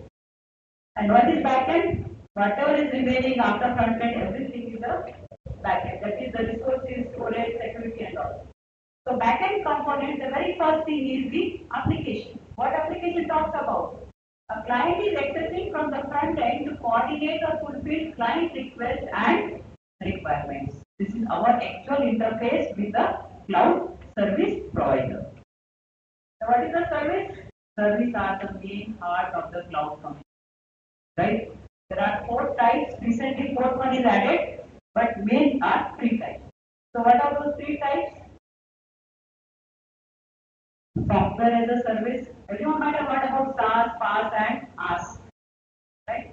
Software as a service, platform as a service, infrastructure as a service. So what is infrastructure? Hardware. What is platform? Whatever you are using to develop a software, maybe the operating system, maybe the software, right? And what is SaaS? The application is ready and you are having access. There is something called PaaS. This is not, I am not included here, but I will tell you later, which is recently added. So examples you can already see: software as a service, Dropbox. Let me look at it again in detail as we go around. Next is cloud runtime, which is actually important for the execution of the whole system. So it provides an environment where services are run, acting as an operating system, and handles the execution of service and task management. So what service is given that needs to be executed? For the execution, the environment needs to be created. So this is what is done by your cloud runtime environment. Next is storage. You might have a question where everything is stored. All of us have Gmail account or any email account, right? You all have Google Drive. Everyone has access to Google Drive. Is it stored on the machine? No, it is stored on the cloud, but we can access it, right? We can take it anytime. The advantage is anywhere I go, I can have access to my data, right? So that is to store the data. Millions of servers are stored all over the world by Google for our data, and I think some 8 GB RAM, 8 GB storage is given, right? 5 GB. That is now. So limited storage is given free of cost for you all to use, right? Infrastructure, the heart, the main part, right? This is nothing but the cloud, CPUs and the GPUs, networks, hardware components, all the hardware what is required for your cloud, right? Now, services are provided at host level, application level, and network. Next is the management, to manage overall working of the cloud. Security. Security is inbuilt in backend, otherwise no one will store. Why will store our data on Google Drive? Because it is safe. It will not have any virus problem. It will not be corrupted. I can have access to it 24/7 from anywhere, not necessarily only on my PC, right? And the important part is you need internet, right? So this is just for you all to read it out, just to sum up what the architecture has: a front end, internet, and the back end. Front end is for you to interact with the cloud service provider, right? And back end is what will do all the computing and give you the service. So 3 major deployment models. As I told you all, software as a service, and platform as a service, and infrastructure, that is the foundation on which the services are, right? Now, cloud has a layer. It's a layered architecture. At the base, what we have? We have infrastructure, right? And what we say infrastructure is what? Data centers. Millions of servers, storage, everything stored, right? That is my infrastructure. That we call it as data center and networking, hardware and storage, everything at ours. And what about platform? On this platform we are developing. Even we do ask when we are developing a software, what platform we are using, right? So it may be the operating system, it may be the application, what you use to develop your software. So it is operating system, database management and development tools. The next ask is the topmost layer, software as a service. Here your cloud hosted applications, your Zoom Meet. Many of you all during COVID might have attended the lectures on Zoom. Do we have Zoom? Did we install it? Did we build it? No, we are directly using it. Where it is? It is in the cloud. It is somewhere in the cloud which is giving you the platform which are directly, right? And remember, above all, something called business process outsourcing. Whatever we are talking about, the cloud computing is business model. It is for the IT industries to make use of it, right? And what IT industries are doing? They are outsourcing their processes, right? So business process outsourcing. So infrastructure as a service is nothing but you are renting something. I don't have space. I don't want to invest in my hardware. So what I do? I take hardware on rent, right? Then what is the example here? Google Gmail service where each user gets 8 GB of free. I don't have a server for me. Directly I am using Google Drive, right?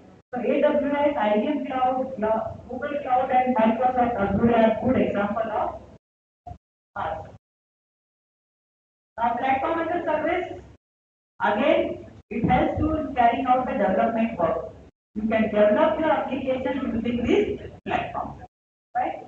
GitHub, how many of you have account on GitHub? Good, you must have an account on GitHub. Next is what? Software as a service. As I already gave you an example of Zoom. We are not doing anything. We are not doing anything. Everything is at the service provider. We are just using it. We don't have any platform. We don't have any infrastructure. We don't have any software developed. We are directly accessing something what is free. Another thing as I told you all past, which I will not be talking about, but here it is an example. The fourth thing which is newly added, that is function as a service. We talk about infrastructure as a service, platform as a service, software as a service, now function as a service. If I want to do a very small thing, I don't need to hire a server, I don't need to hold software. At that time what I do, I go for serverless computing, only some part I need to be accessed. So that is function as a service. So here you have AWS Lambda, Azure functions and cloud functions. And business process, as I have told you all, cloud computing is all related to the business. Now, this is a simple example to make you understand actually what is asked, past, task, that's it. Fine. So the example shown here, whatever is given in orange is given by the cloud service provider, right? And blue one is the one who wants the service.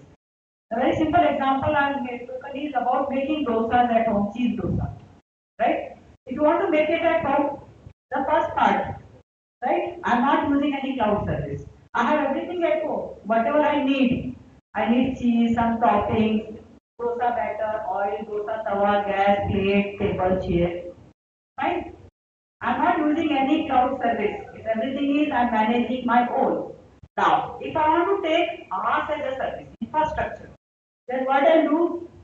I buy cheese, toppings, dosa batter and oil from the market. I am not doing anything at home. I am getting those ingredients readily from the market. So that is what carry and make it at home, that is infrastructure as a service. Next. Now, I don't want to make it at home. I want everything, but now I think I don't want everything, I want to order it. So, everything is provided by the vendor. So, what is the concept? Dosa is delivered at home. I am taking the example of dosa. I know it is a lunch time, everyone is hungry, don't worry. Fine. So dosa is delivered at home. What do you do once the dosa is delivered at home? Nowadays they give plate and spoons also. You sit on the table, take a chair and eat it. That's it. You don't want to do that also. Directly go to the restaurant, order dosa, eat and come. What you are doing? You are taking all the services of cloud, infrastructure, right? Platform and software. Is it clear? All the three services of home are clear, right? So there are 3 to 4 types of cloud types: your public, private, hybrid, right? And one more type what I've added in the future when I'll show you all. Right? Public, as the name suggests, anyone can have access to it. It is freely available, anyone can pay and use it. Everything is maintained by the providers. Next is what? Private cloud. Private to a particular company, right? Some organization. It is not freely available, anyone cannot hire their services. The cloud is maintained for their own business. But the companies can request the public cloud to host their services, so then it becomes a hybrid cloud. Hybrid is what? Take the services of both public and private. There is something called community cloud, which is recently come now. One of public, private and hybrid, but now next is community cloud. Now certain processes are same for most of the companies. Then why do I separate thing? Why not to use something which is already existing? A simple example I kept here of a Flipkart and Amazon. What is the difference? Interface is the difference? Yes or no? But if you look at it, if you search the same product on both the websites, you get the vendors from the same source. Same pictures are displayed. That means resources are same, interface is same, then why to pay extra? So here if you are using the same type of services, then these companies together come together and they use something called community cloud. Multi-cloud architecture. If you are not happy with one type, you can integrate number of types. So what are the benefits? You are agreed. The very first thing is on demand. I pay only for how much I am using it. Cheaper, I don't need to maintain any infrastructure. If I want to make dosa at home, I have to buy so many things. But I just directly go and need no investment. Flexible, as I told you during the sale, number of servers can be increased and decreased automatically by your cloud service provider. It is reliable, as I told you, Google Drive can be accessed from anywhere. Security, data is secure. Productivity, why productivity? Instead of maintaining this hardware and software and all, my employees can concentrate on innovation. They can come with optimization of the problem, right? So productivity can be increased by using the right phrase at the right access. Performance, of course the performance increases. Cloud service providers, everyone knows AWS, Microsoft Azure. AWS is the oldest one. Then came Microsoft Azure, and now recently, few years back, Google also joined it. Right? So which service you choose from all these ones, which you need to access, which you should select to provide your cloud services. It depends on what is the size of your business, how big is your business, right?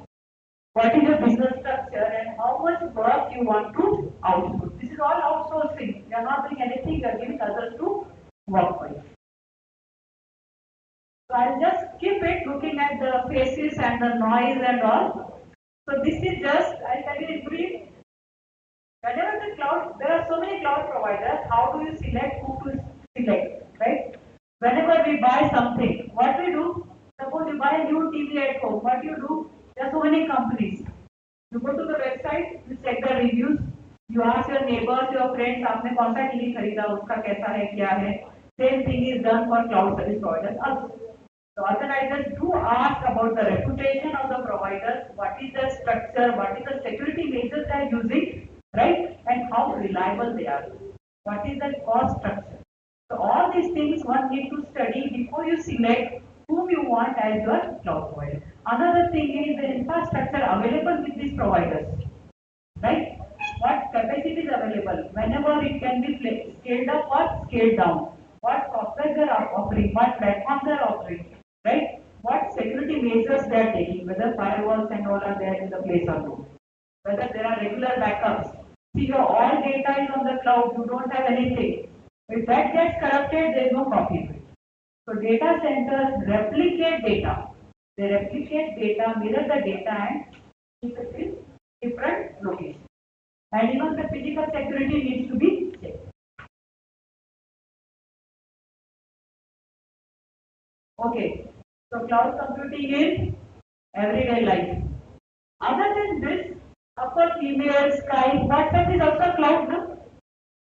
Isn't it a cloud? Unless and until I download, it will not get stored on my device. And does everything. See, if you have a cell phone, you might be having a cloud service from their company also. Right? MI cloud is there, Samsung cloud is there. So whatever configuration you have made of your cell phone will be stored there. Even if you lose your phone and if you buy the phone of the same company, all the settings will come back. Because all the things are stored in the cloud. Right? Can you give me a government cloud? A cloud which is offered free of cost by Government of India and we all are using it.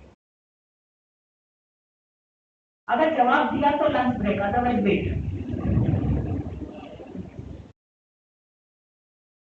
Yeah, pass. Cloud provided by our government. Free. Everyone.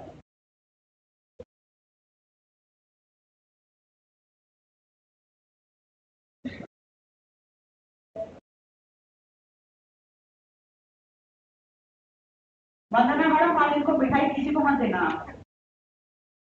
It is DigiLocker.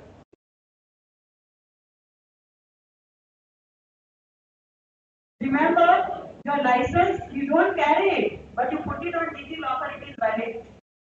Right? All your documents you can store. Who gave you that? It's Government of India. The data is stored in their servers. You don't need to worry. Just carry your cell phone, open that app, and you can show it. Even your market, everything. Right? So that is Government of India provided cloud, free of cost. Amazon Web Services, you all may not know, for 12 months I think there is free subscription, otherwise it is very costly. And remember, there is a market, there is a good career for cloud, provided you do certifications. Right now you are young enough, you can start with AWS certifications. Remember, they are very, very good jobs. Because AWS certification is costly, but there are very few certified people. There's a list of services what you need to study and you need to tell on for which what service should be. Right? Thank you.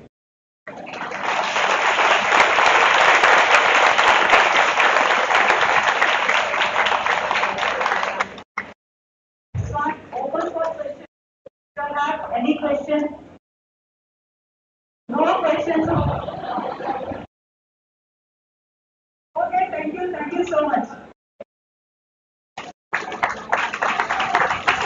Thank you, ma'am, for such an enlightening thoughts and sharing valuable insight regarding cloud computing. Thank you so much. Now I would like to invite chairperson of this session, Dr. Mahotsav sir, himself to us.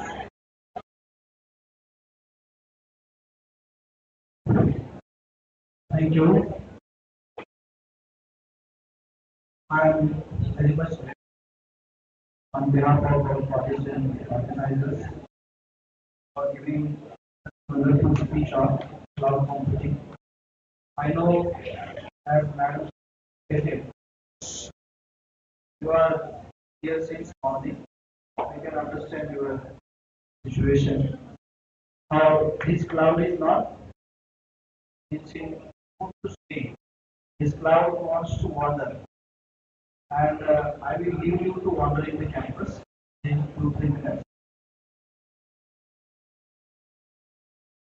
Once again, I would like to say that the session, cloud computing, was very much thoughtful, and the last part that Madam gave you the suggestion to complete certification courses of cloud computing where you can have your career.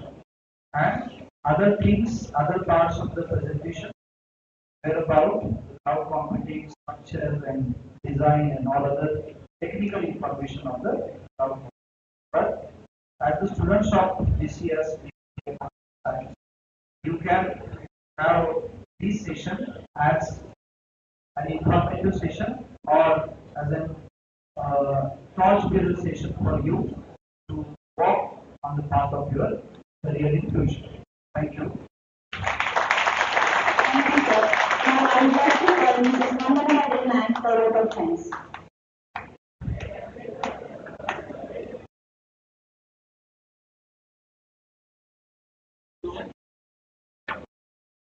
Good afternoon, everyone gathered here. On behalf of KPC College Islampur, I take this opportunity to thank on this seminar session. First of all, I thanks to Dr. Oza Madam, our chief guest resource person. Ma'am, we really enlightened with your presence and guidance.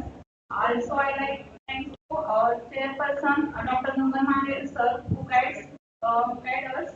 At the last, I thanks all your presence and thank you. Thank you, ma'am.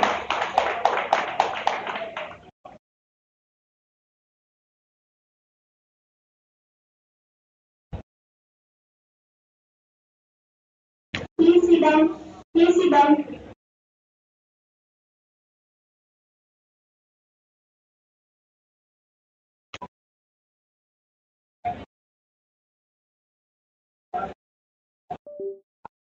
Please sit down.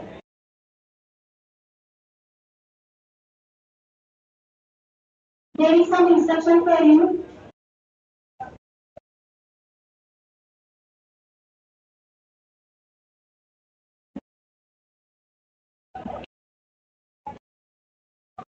Now it's time for a well-deserved lunch break. Recharge your energy, interact with fellow participants, and be ready for an afternoon filled with more engaging sessions.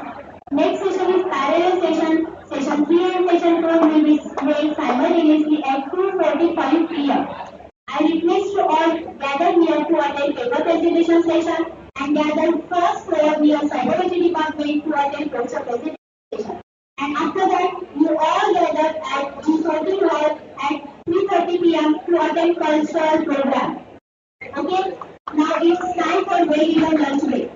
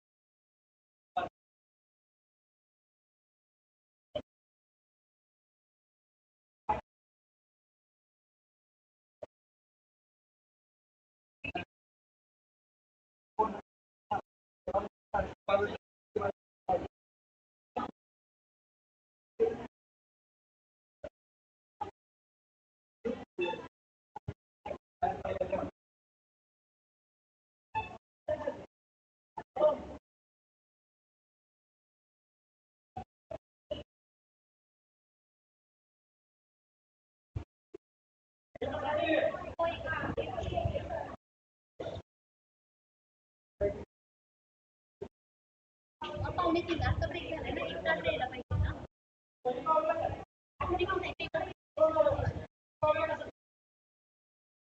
काढा की 1 तास फक्त writing पाहिजे.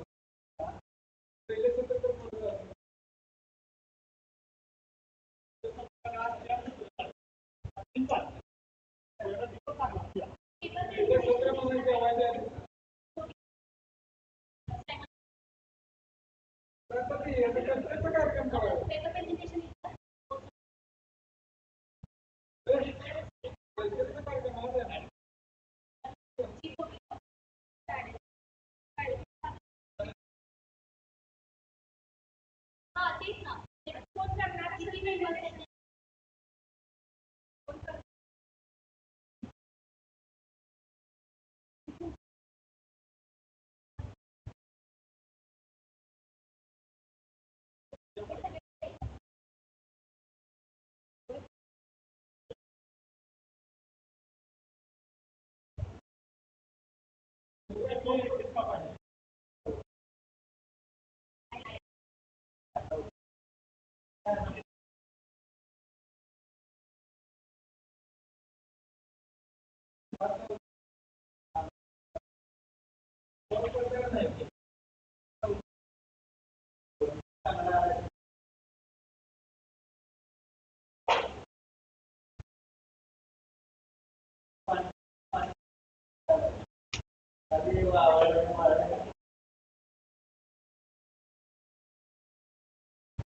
जेवणार आहे काय?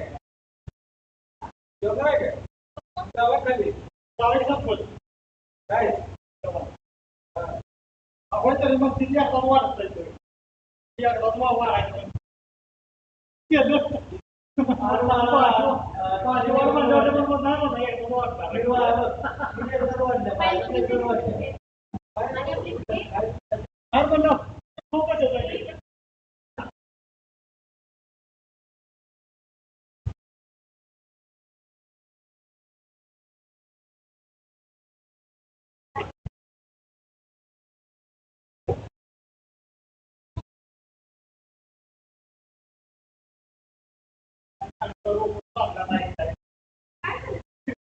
ठीक आहे